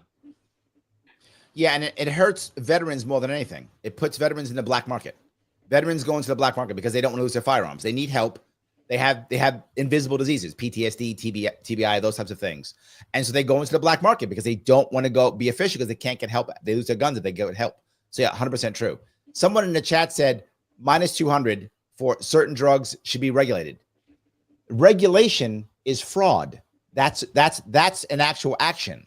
Meaning if I tell you I'm giving you a drug that is X and it's Y, that's fraud. That is a crime, and it should be a crime. All right. Side of you, should 3D printed guns be fully legal? How are they going to enforce that? It doesn't make any sense. 3D printed guns, yeah, you Second Amendment, you have the right to create your own guns. But then at another point, it's like you can get a box about yay big with a little milling device and take a chunk of aluminum and turn it into a gun. How do you enforce that without spending, massive amounts of taxpayers' dollars just to try and get that through? I mean, it's absolutely ridiculous. I mean, milling machines, do you need a permit for that drill bit? Like, it doesn't make any sense. The enforcement, it's not just important to look at a law and say, is this a good law? It's also good to look at a law and say, is this even doable? Can we actually even enforce this on a good, in any capacity? And also free Dexter Taylor. Yeah, well, Dexter Taylor would tell you that you can enforce it, and it's called snitching. People will just snitch on you. That's what will happen. You will make the 3D printed gun. Someone will go, I'm scared. And then they'll call on you, and the cops will kick your door in, as they did with Dexter Taylor. You will have created no victims, and they will make you a felon. If you live in New York State, you go to jail for 10 years. So that's how they enforce it, through snitching. The only way I could see you making any type of rule on this would be maybe, this is to the earlier point from Michael brought up, is maybe something like, would you make a rule if you sell it? It has to be somehow regulated that makes sure that it's safe for something if you sell the gun. Maybe that, I could see that. Maybe you'd have to register it to be sold or something, maybe. But otherwise, I can't see any laws at all. Ben, to you. Do ghost gun bans violate the right to make your own firearm? They absolutely do. I can tell you. This was an issue. They actually just banned 80% lowers recently. I don't remember if that was overturned or not. But I used to buy those all the time and stocked up on them because until you drill that hole, they're basically just paperweights. But I believe that every American citizen should own a firearm, and they should have access to them no matter what. You shouldn't have to register it. You shouldn't have to get a permit to own a gun. You shouldn't have to clear some national firearm registry to own a gun or to even buy ammo like California requires. And I think that ghost gun bans are very unconstitutional. And also this would not be, are you monetized by chance, Free? I got demonetized yet again. Okay. Well, I hope this doesn't affect your chances, but it would not be a Second Amendment right to bear arms segment if I didn't show off this sexy piece right here. Ruger Mark IV competition shooting 22 there. But look at that thing. It's like a gold barrel and stuff, man. Gold trigger. It's sick. So anyways, had to show that off. Sorry. So no, I want to bring this up. In New York, we made illegal ghost guns illegaler. I'm not even joking. We just make stuff illegal. That's one of the things we do. We have the most gun laws. We still have gun violence. We just had it. You just saw it happen in New York State. We just keep making it. We just make stuff illegaler. It is sad what we've done with ghost guns. And the problem is people are afraid. The reason why the ghost gun thing is a thing is because it sounds scary. And people who don't know are afraid. It's an amazing marketing piece that makes everyone think that everyone's doing ghost guns. But anyway, New York is the worst when it comes to ghost guns. And I'm very sorry, Ben, that lost all those in that boating accident. That was horrible. The seas were rough that day. Just a tragedy, man. Yeah, it was a rough one. That's why I just keep paperweights around instead. So. All fine. that ain't real. That's that's for paper. All right, Larry, back to you. Should gun taxes be banned as a form of infringement? If they are specifically on guns, yes. But if they're generic taxes, again, I'm not for taxes, but I'm just saying for fairness. If you're just saying if you sell something, you pay X%, then guns will be included in that. But if you make it specifically on guns, yes. So a specific gun tax would be an infringement, but just the generalized tax, which again, I don't like any of them, but just for infringement purposes, it would not be. Okay. Side to you. Do concealed carry permits violate the right to bear arms? I mean, yeah, kind of. I mean, I live in Iowa where it's constitutional carry. The permits, they don't really do anything. I mean, a lot of mass shootings happen on legally owned guns. So it's like, at what point do you sit there and say there's a correlation between, this certificate and, I definitely think people should safely operate firearms. They should definitely, figure out exactly what they should do with a firearm, how they should treat a firearm, how they should store them. I think you should be responsible with a gun, but that doesn't mean that the government has, this extra safety just because it gives you a permit. A lot of those shootings happen with a fully legally acquired gun. These the concealed carry pieces are just in general just bad in general. I think the only reason why the government should ever stop you from owning a firearm or having one on your person in any way, shape, or form is if you show them some actual reason, like you're on Facebook saying, "Hey, my ex, I'm gonna come get you now." Okay, I got it, right? Something like that. Okay, get law enforcement involved. But unless it's something like that, why are they even doing it at all? We've shown already that when you decide to just let people bear their own arms in any way they see it. By the way, arms is not only firearms, right? Just to be clear, in New York, we finally allowed you to have nunchucks. So if you want to defend yourself with nunchucks in New York, you actually can now. See? Look, I know you were waiting, Carl. You're like, I'm not coming to New York until I can bring my nunchucks. Well, now you can. So, and when you defend yourself with nunchucks against guys with guns, please film it. It will be amazing. But Shout out. Yes, go ahead. Shout out to New Hampshire for constitutional carry. You can open or conceal carry anytime you want. There's no permits. A cop asks you, do you have a permit for that? You just say, I do what I want. So, and the best part about New Hampshire is you also have the lowest crime rate of all 50 states. There you go. Yes. And Ohio, who just and tax burden. Thing. Oh, and what are we ranked on the free state? Are we like the first free state for like 10 years in a row on Cato? We're the 50th for 6 years running, New York State. So take that, California. We're number one. Take that. That's some stiff competition you got there. It is. Yes. The Ninja Turtles are finally legal in New York. And Hold on. Wait a minute. I just saw something heartbreaking. Jamie just said -500 for not defaulting to all taxation. I love Jamie, and she just broke my heart with that. Jamie, you broke my heart. This is my open carry right here. Full thing master sword. Nice. There we go.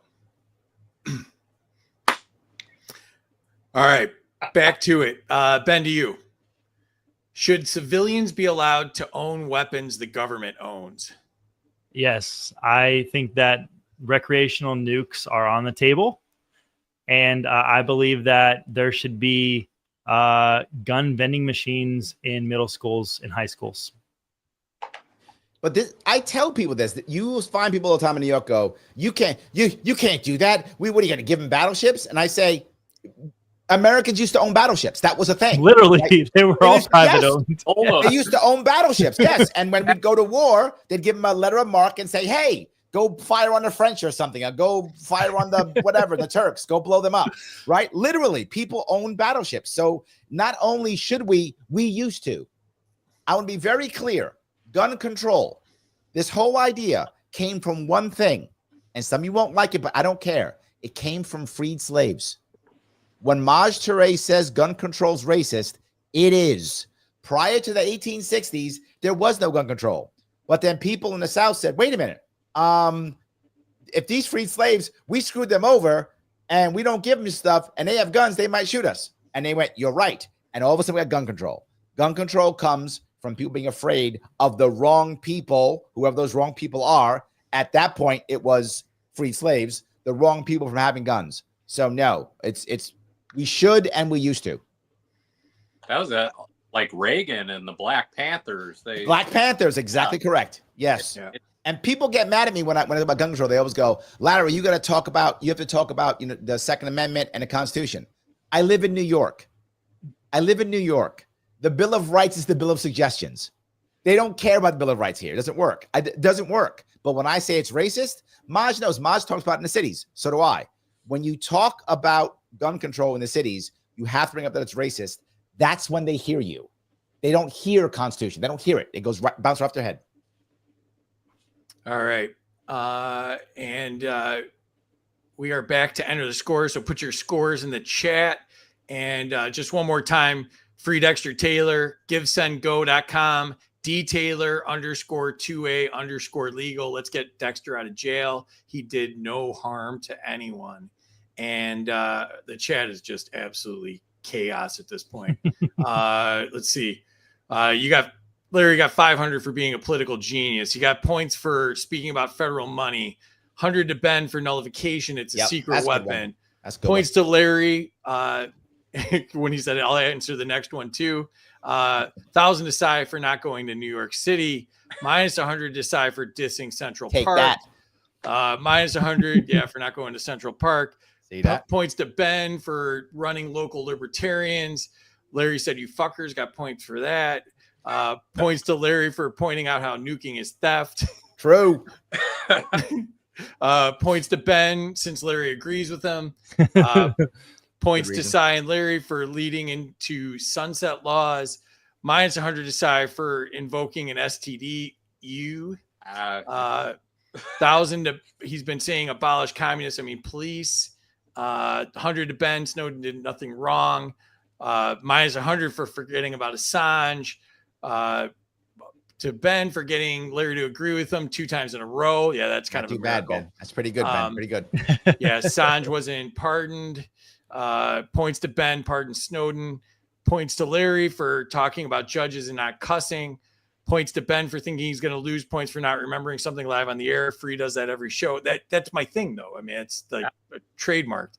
100 for being super spicy about the snotty nose. Got points or lost points for the snot. 100 to Larry for calling out the chat. 100 to Larry for no new drug laws. 100 to Larry red flag laws are abhorrent. 200 to Carl for pulling a Larry on Larry. 100 to Cy for expanding the issue with red flag laws. Minus 200 to Cy for pulling a Larry on Larry at half speed. Yep. 100 to Cy for adding on to Larry's answer. 500 to Carl for mentioning mental health issues. My wife is a mental health clinician and a vet. Nice.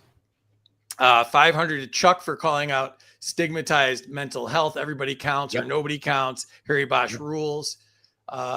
Jamie's here. Minus 300. Oh, minus 500. 300 to me for allowing a debate. Well, I'm no longer glad that Jamie's here, but 100 to Larry for having Dexter. I'm very happy to see Jamie. She's the most beautiful libertarian in Michigan. There you 100%. go. For having Dexter on his Sharpe Way show. 100 to Ben for getting another question right. No such thing as ghost guns, nor is it the business of the government to make your own. 100 to Ben for gun laws or infringements. 500 to Ben for flashing that sexy thing. That was impressive. Yeah. 1,000 to Ben for the 2A swag. Boo, minus 100 to Larry for gun taxes. I didn't do gun taxes. What's wrong with you? That's bogus. Points to Take that one Carl off. for the boating accident comment. I lost my battleship in a boating accident too, if the government's listening. Nuking. Oh, yeah. Nuking Cy for not showing his piece. What kind of American are you? You got nuked too. Take that. Take that nuke. Take it.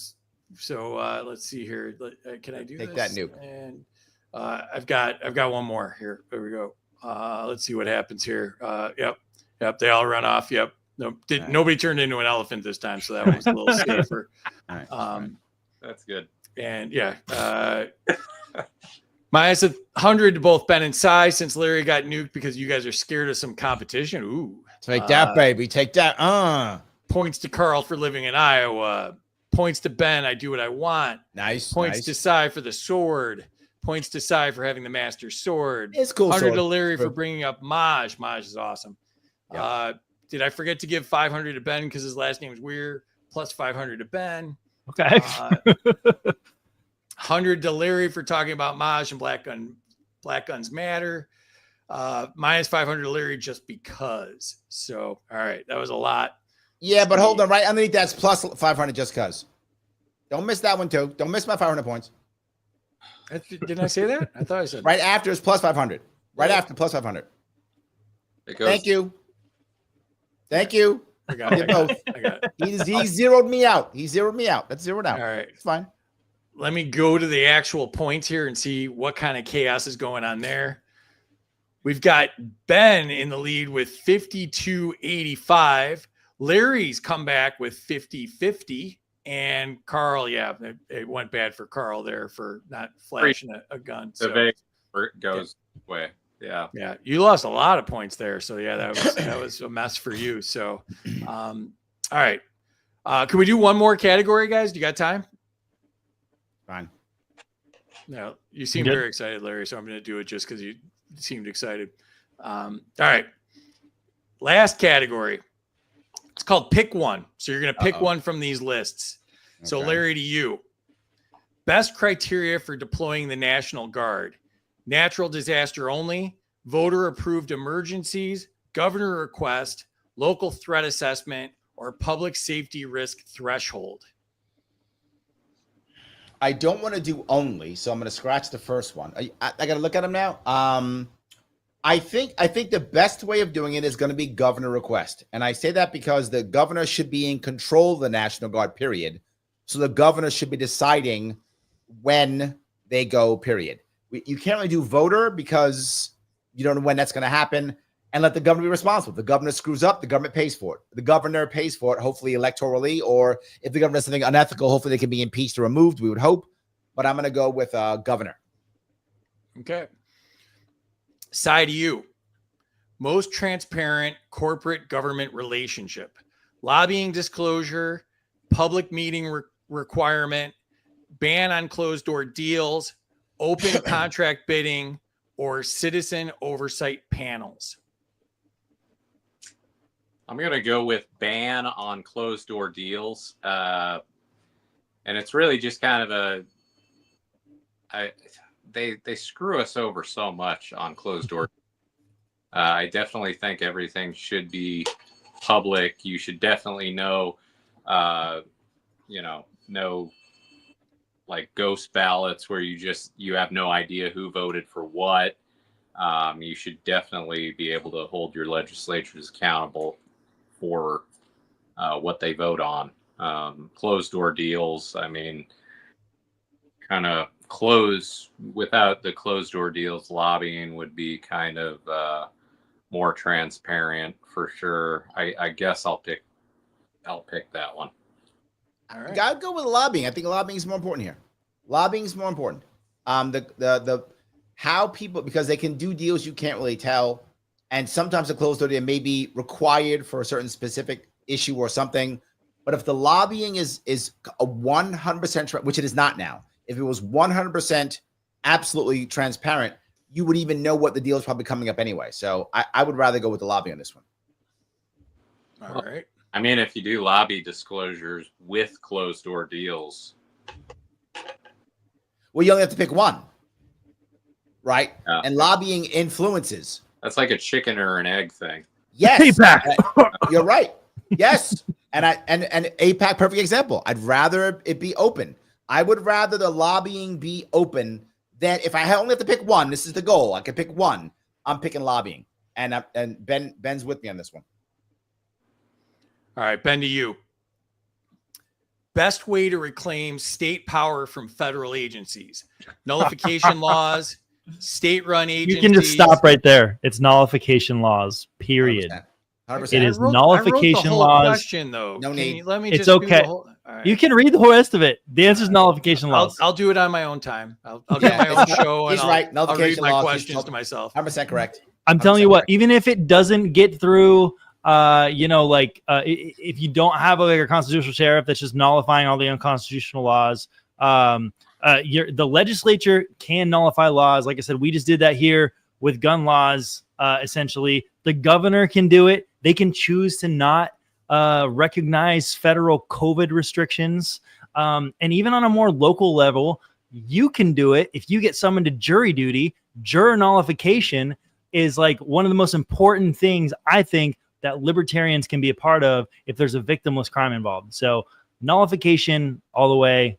That's the answer every single time. So I have to add on to this why this works so well. Because nullification also affects DAs. And because what DAs care about is conviction rate. That's all they care about. They don't care about what's right and what's just. That means nothing to them. What matters is the conviction rate.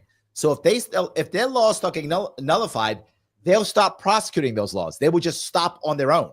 Not just that. When that happens, people often get mad at cops. Oh, cops doing X, cops doing Y. I get it. But cops are far more worried about what the DA is going to prosecute than what some mayor is telling them what to do, or even what the police chief is going to do. So if the DA stops prosecuting, the cops stop arresting. So I'm doing again, Ben, yes, and. I'm gonna tariff that. I'm gonna take his hard-earned answer there. That was All right, so you get Ben's points on that. All right, back to you, Larry. Most effective way to improve failing schools: parental choice, charter school expansion, online learning, decentralized curriculum control, or teacher merit pay. Those are very vague. So if I think I'm torn between two: parental choice and online learning. And the reason why I'm torn between those two is if parental choice means I'm still only choosing between government schools, then parental choice isn't the answer. If online schools means only government funded online schools, again, not going to work. So I'm going to make an assumption that parental choice means I don't have to only go to government schools, that I could actually go to an online school, that I could go to a private school, that I could homeschool.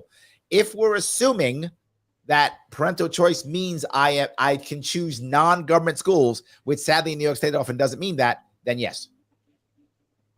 All right. Side to you. Best long-term alternative to printing money: gold-backed currency, cryptocurrency, commodity-backed notes, balanced budget requirement, state-issued currency. oh gee, I mean, that's kind of a tough one. I'm thinking balanced budget requirements at the moment. Commodity backed notes is really good though. Yeah, I mean, I'm gonna go with balanced budget. We haven't had, Argentina balance their budget and they are doing fantastic. Javier Milei, it was like 125 years without I guess in effect a balanced budget. I'm going to go with balanced budget because once you stop spending more than you're taking in, I think it's going to be, eliminating a lot of the printing that we have. I mean, this is just out of control at this point. I think that's a short term, man. I agree with you short term, but I think long term, you got to go some kind of commodity back. I'm not sure what that commodity is. I think you have to in the long run. To be forward, that sucks up front because getting us to change the Fed and make the shift and get to some kind of commodity is going to be painful. There's going to be some shifts and adjustments in making that happen. There's going to be some transition, but it's going to suck for a while. But the question is long term. Long term, I think it's got to be the money's got to be backed by something. Whether that's cryptocurrency, whether that's gold, it's got to be backed by some kind of commodity. I think that is the only long-term answer. I think balanced budget is a short-term answer, but long-term has got to be backed by something.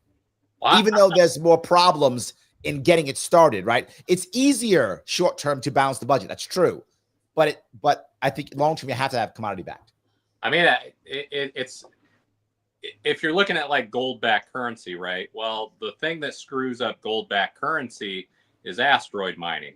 There are massive amounts of asteroids in the belt that you can actually mine that would actually drop the price of whatever commodity you're using. And there's plenty of factors. I can't think of a commodity that would be so rare that you could back a currency with it. Like if you're, and in space, it's like negative 270. Well, it's slightly above 273 Celsius. So it's like you can just point a 10-degree laser at these things, burst them open, throw them in a bag, and send them to Earth. So it's like eventually that is going to be a thing that may be the downfall of certain. But the question was commodity, right? So it doesn't have to be gold. But say it is gold. Say we decide it's gold. I get you. But if we're going to now go off to the asteroids, right, and then go ahead and blow up and get the gold, fine. But that's years away. And by the time we figure this out, people will know, oh, wait a minute, that commodity's not going to work anymore, or we'll change what the value of the commodity is. And we'll do something more important. We'll have stopped the normalization of fiat currency. So even if you're right, and one day, 10, 20, 30 years from now, we can get gold off asteroids, assuming that's true, so what? Then we would still have stopped ourselves from creating fiat currency. The Fed won't be printing money. I don't care what we back it on as long as it's not just printing money. And that's why I think it's still a good long-term answer, even if you're right. All right, Ben, to you. Best way to avoid another 2008 style crisis: end too big to fail, break up large banks, ban risky derivatives, require higher reserves, or market-led restructuring? Has to be market-led restructuring. I'm against bans in all situations. But that is one thing, like, there's a lot of predatory lending back in 2008. And I think that a more open market that wasn't like structured in that way would have been a lot better for the economy during that time. So I think to prevent another one, the answer is always the free market every single time. There's really no government solution to that issue other than free market. That's how you fix it.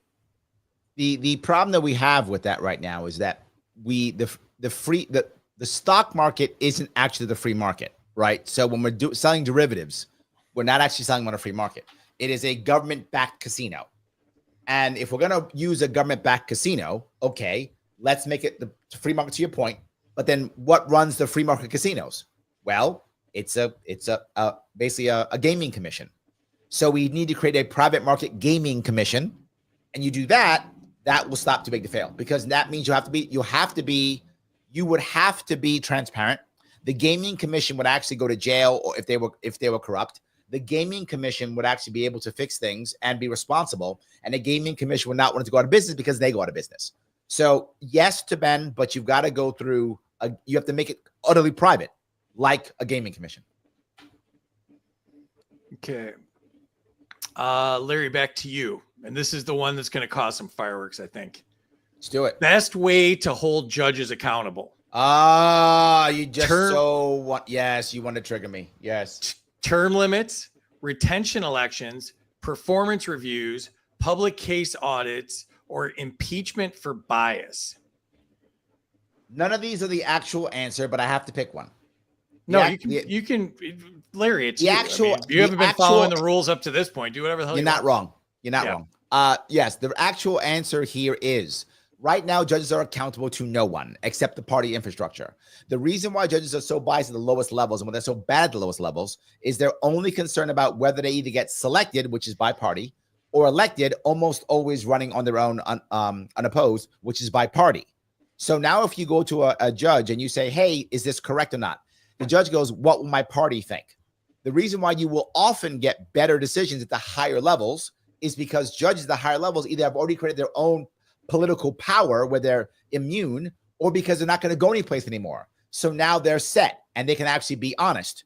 And that's why you usually get better decisions at the Supreme Court, because they're not going anywhere else. Not always, obviously, but you usually do. That's the reason why they're better at the end. The earlier judges the younger judges are beholden only to the party system. So they have to be afraid to be removed, because right now what they actually are minor demigods. And of course, Dexter Taylor is the perfect example of this. That terrible, horrible judge literally said, the Bill of Rights does not exist in my courtroom. The fucking Bill of Rights doesn't exist in the courtroom. It was made for the courtroom. This judge literally took an oath to the Constitution, said that things in her courtroom, and her punishment was nothing. So just because I'm upset, impeach them.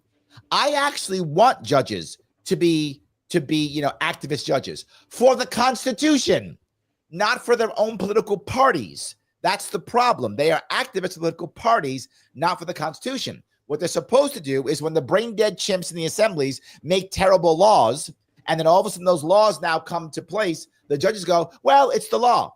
The judges say, I have to follow the law. No, judge, you don't have to follow the law. The executive branch has to follow the law. That's why it's the executive branch. The legislative branch makes the bad laws. You interpret them. So when the law comes and it's stupid, you go, no. The example I brought up more than once is, if the brain dead chimps in your state made a law that said, if some kid who's 16, 17 years old is convicted of graffiti, the sentence is mandatory minimum death. That's the sentence. And now you're a judge in your courtroom. He's convicted. He's 17 of graffiti. Would you convict that person and would you sentence them to death? The sad part is, at least half the judges in our country will go, yes, it's the law. How stupid are you? How broken are you? How inhuman are you?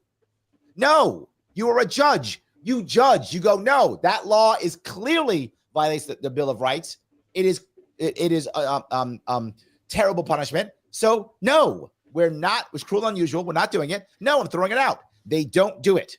They don't do it, and they should. Our judges should be impeached because they suck, because they're an embarrassment, why do we have gerrymandering problems right now? Because judges said gerrymandering's fine. Gerrymandering's utterly unconstitutional. It's not even close to unconstitutional. It's utterly unconstitutional. It is when parties pick the voters and parties aren't in the Constitution. There's no parties in the Constitution. They are not part of the Constitution. So how can they run our government? How can we not have open primaries? We pay with our taxpayer dollars for primaries, so we have to vote them. Oh, we can't. They're parties. But the judges then say parties are private institutions. They are. You're right. Then why am I paying for their primaries? Utterly unconstitutional. Our judges have failed us so much in this country. They're an embarrassment. And the reason is they're accountable to nobody except the party apparatus. Impeach them for bias that is not constitutional. If they have constitutional bias, good, reward them. If they don't have constitutional bias, impeach them. Got a weird. That was better than I even hoped for right there. So it was probably the second time I was voting. We kept driving by all these signs talking about impeaching all the judges over and over and over again. There were so many of these signs, and I got done voting, and then somebody was like, "Well, did you vote out all the judges?" And I go, "Well, no, I didn't even know what those signs were for." It's like, well, They're legislating from the bench, and that's wrong. And I thought, wow, that sounds bad. That's awful. And I was like, well, what did they legislate? And they were like, well, they declared gay marriage bans to be unconstitutional. And I thought, that's what all those signs were for. That's what everybody was throwing a fuss. And all the judges got voted out. And I thought that was the weirdest. That was when I started, really paying attention to politics, because if I see a sign in the yard now, I want to know what it's for. Yeah. All right. Side of you.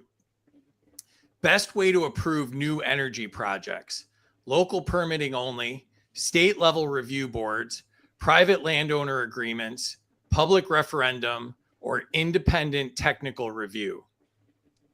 I'm going to go with private landowner agreements, just because, it's and a lot like the Nuclear Regulatory Commission, right? I want a new nuclear power plant in my backyard, definitely. It's kind of ridiculous, like the space requirements that you actually need for a nuclear power plant or something like that. And we're coming out with 4th gen nuclear reactors. You can set them on like 25 acres safely, perfectly safely. You can dig a hole, put all of them up there. They're passively safe. If you take all the people out of one of these nuclear plants, it'll slowly shut down. If you take all the people out of an old light water reactor, you might have some problems. But definitely land agreements for energy. I think, I'm a little bit biased. I definitely love nuclear energy. I think that is kind of an Achilles heel to the government. I think if they were going to invest in a nice little law where they dig their own graves, I think 4th gen nuclear is going to be the one. It's going to be great. And all these data centers need all this electricity. So it's kind of the issue we have to worry about here is when it comes to permitting is there has to be somebody who's responsible for yes. And the problem is no one is. Everyone's responsible for no. This goes back to incentives. The incentives for anything new being built are always, if something goes wrong, I'm in trouble. Not if something gets built, I'm rewarded. The incentives are the opposite. Someone has to be responsible for yes. New York City did something decent once. It did do something decent once. And the thing it did decent once is, and it's just decent. It's not great. It's just decent. Everything New York City does is terrible. This one thing was decent. They made a rule that if your building permit is not denied with a reason within 45 days, with a reason, you are able to build. That was actually decent. Somebody was responsible for yes. Not bad. We still have a whole lot more of that. All right. Last question of the night goes to Ben. Best way to increase government transparency without federal control. Local sunshine laws, state level Freedom of Information Acts, mandatory live streaming, open meeting rules, or citizen audit boards.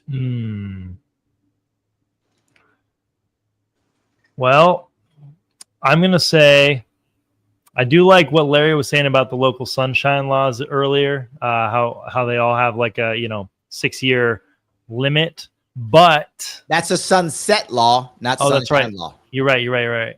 I'm an idiot. No worries. Go back to the options real quick. There we go. It's going to be state level Freedom of Information Act because there's not enough transparency at the state level. And I do think that the more people knew about what the government was doing, the counties report to the state, all the county stuff gets, published as well, even on your local level. At least in New Hampshire, they do. So I think that would be really good to have just to, because you can basically perform an audit on the government anytime you want.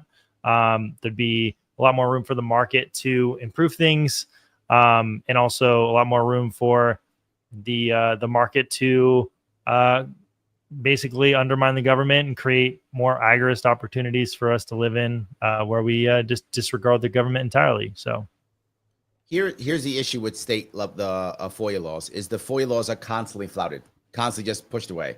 They always go, oh, we're too busy, oh, we can't, or we redact this, blah, blah, blah. The FOIA laws are very difficult to enforce and very difficult to use, which sucks. I can't stand it. But I do like, the reason why I'm saying it is I think citizen audits of these is the best one. Now, don't get me wrong, that's not perfect either, because citizen audit groups can be democracy. Co-opted. Yeah, but it's better, but they can be bought, it's true, but they're still better. Meaning that a citizen's audit allows people, more than one person, one group of people, to put pressure on these groups to open up their books. So of that list, I think citizen audit's the best one of those, even though it isn't perfect. It's the best one. All right. And that will do it. So last chance to enter your scores. Tell us what you think. Tell us who you thought won. And let's jump into the chat here while people are entering their final scores. And we've got 200 to Ben for being emo. Hey, David, welcome. 1,000 to Terry. I don't want her job on this show. Yeah, nobody does. 100 to Carl for science. 100 to Larry for lobbying. That's more important. Minus 100 to Cy just because. 100 to Ben for interrupting. Minus 100. Let Amity know the same person can't be nuked twice on the same show. All right. I think that's been done. and 100 to Ben for nullification, 1,000 to Ben for nullification again, 100 to Ben for conviction on nullification, 50 to Larry for pointing out prosecutor's bias. How many points could Cy Chuck if a Cy Chuck could chuck points? 100 to Chuck because he chucked the points. I want to just say for the record, I think I read that correctly. 42 to Larry, minus 100 to Larry for not decentralizing schools, 100 to Larry for choosing parental choice, 500 to Ben. He nullified the host from reading the question. Yeah, I felt nullified. 100 to Chuck for chucking Cy Chuck. Minus 500 to Carl for balanced budget currency, bad idea. 500 to Free for adding one extra category. Minus 200 for still allowing debate. Minus 50 to Larry, didn't call debate. 500 to Scientific for bringing up Argentina. 100 to Ben, no government solution. 500 to Ben for picking one answer like a good listener. Minus 200 to Ben for not selecting too big to fail bailouts. I am donating 1,000 to Larry in hopes he'll run for office. Every donation counts. And another to 500 for playing sick and dominating the field like the great Michael Jordan. Here we go. Let's go, Larry. 100 to Larry for getting triggered about shitty judges. 100 to Larry for not following the rules. He does what he wants. True. That's absolute fact. 1,000 to Free. You haven't been following the rules at this point. Yeah, I did point that out. 200 to Free for calling out Larry about the rules. I could get a lot of points for that. Yeah. Damn, Larry's people are as smart as he is and know his answers before he even answers. 100 to Larry. They all swore an oath to hold them accountable. Yes. Chris the Freedom Coach is here. Make sure you're following him and doing his spaces. 100 to Larry for pointing out how judges are overriding the Bill of Rights. I've seen this in family and Department of Child Services with my own 100%. Eyes. No one is above the Bill of Rights. 100 to Larry for brain dead chimps. 100 to Larry for F. Dexter Taylor's judge. 1,000 to Larry for brain dead chimp. Can I note Free because he's the government? Yeah, I don't think that works that way. 100 to Larry for commenting on gerrymandering. 200 to Carl for agreeing with Larry. Always vote no on judges unless you have personal experience with them. 200 to Cy for propping up the power of private property owners. Minus 100 to Cy for wanting nuclear power instead of free energy generator. 100 to Cy, fourth generation reactors. 1,000 to Carl for wanting nuclear power plant in his backyard. Cy is talking about the new thorium nuke plants. Yep. Nuke is the most safe, clean energy known at this time, plus 50. 1,000 to Carl for supporting nuclear energy like his uncle Carl did. 1,000 to Cy for a nuclear physicist. There you go. Yeah. 1,000 for Cy, not saying wind and solar. Too crazy to call a winner. So many good answers. Great show. Terry's the real winner. Facts. 500 to Ben for pushing agorism and telling the government to fuck off. Larry wins for explaining libertarianism in a way that didn't sound like a crazy person back in 2015. True. Wow. I am gassed after all that. So let's see where we landed. Did Larry make the comeback that he promised, that he called? He called his shot. Did it happen? And it did. Larry wins with 67-92 after being nuked by Ben. Yeah, squeaking by Ben at 62-85 and Cy way back in 1350, third place. So Cy, you came in third. What did you think, buddy? It's always the first to be nuked that has the advantage. Never forget that. It's mathematically true, because if you're last to be nuked, you're definitely going to have a big disadvantage. But I'm not complaining. It was a fun time. I loved it. It was great. You were great. You're always great. So we appreciate everything you do.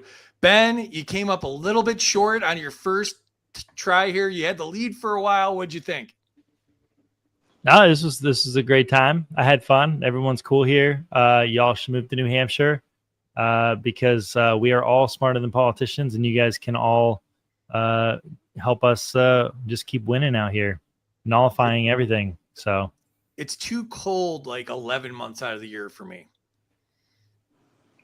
That's not true. So like anything you want to plug? 95 degrees today. Yeah. Check out Punks for Liberty. We're doing a lot of cool stuff. And then, just, I guess, follow me on Twitter at the Emo ANCAP. got some pretty cool announcements coming up. Hints were given tonight. And I hope that you guys will enjoy the content I put out. Oh, yeah. Tomorrow night, Dan Smots is coming on my podcast, Shut the Punk Up. That's going to be on YouTube, Twitter, Twitch, pretty much everywhere. So Tell Dan I want to get him on the show too, if Okay. you don't mind. He's great. And so, Larry, you called your shot like the great I Babe did. Ruth, another New Yorker. And what did you think tonight? Great show. I yapped away a lot. I know I did. I was sick and I came on sick. I got sick yesterday and I said, I'm still going to come on. Dee would have been mad at me if I didn't. So I still made it. And I actually, believe it or not, sadly, I had a death in the family too. So I just came back from a wake. So I had a death in the family and I got sick and I still showed up because it mattered. This kind of stuff matters. I enjoy it tremendously. I want people to keep talking about this stuff. These types of shows and things that we do here, I know it's fun and we joke around, but it also gets people to understand what's actually happening. This does have a legacy of real importance, even though we're joking, because people start understanding what's happening and they can speak better about it and they can understand real issues. So I'm very happy you're doing this. Don't stop doing this. I'm happy to come on. No, love having you, man. You're great on this. So, and you got the win. So pretty exciting And stuff. I got the win. And let's pull Terry up here. Terry, you had a busy night. What'd you think? I'm pretty sure busy doesn't cover it. I'm pretty sure it doesn't. Are you And ready to audit the Fed? Dear, I am the Fed. I am unauditable. I cannot be audited. Man, you guys in the chat, I saw some people saying there at the end that they typed their fingers off for Larry tonight, and they absolutely did. So I highly recommend that all contestants bring their fans with them when they come. I have a great time when they do that. They get a little nippy in there, and that makes it more exciting for me. So I had a great time. Larry, you're awesome. As always, Ben, it was great to meet you. And Cy, you know I love you.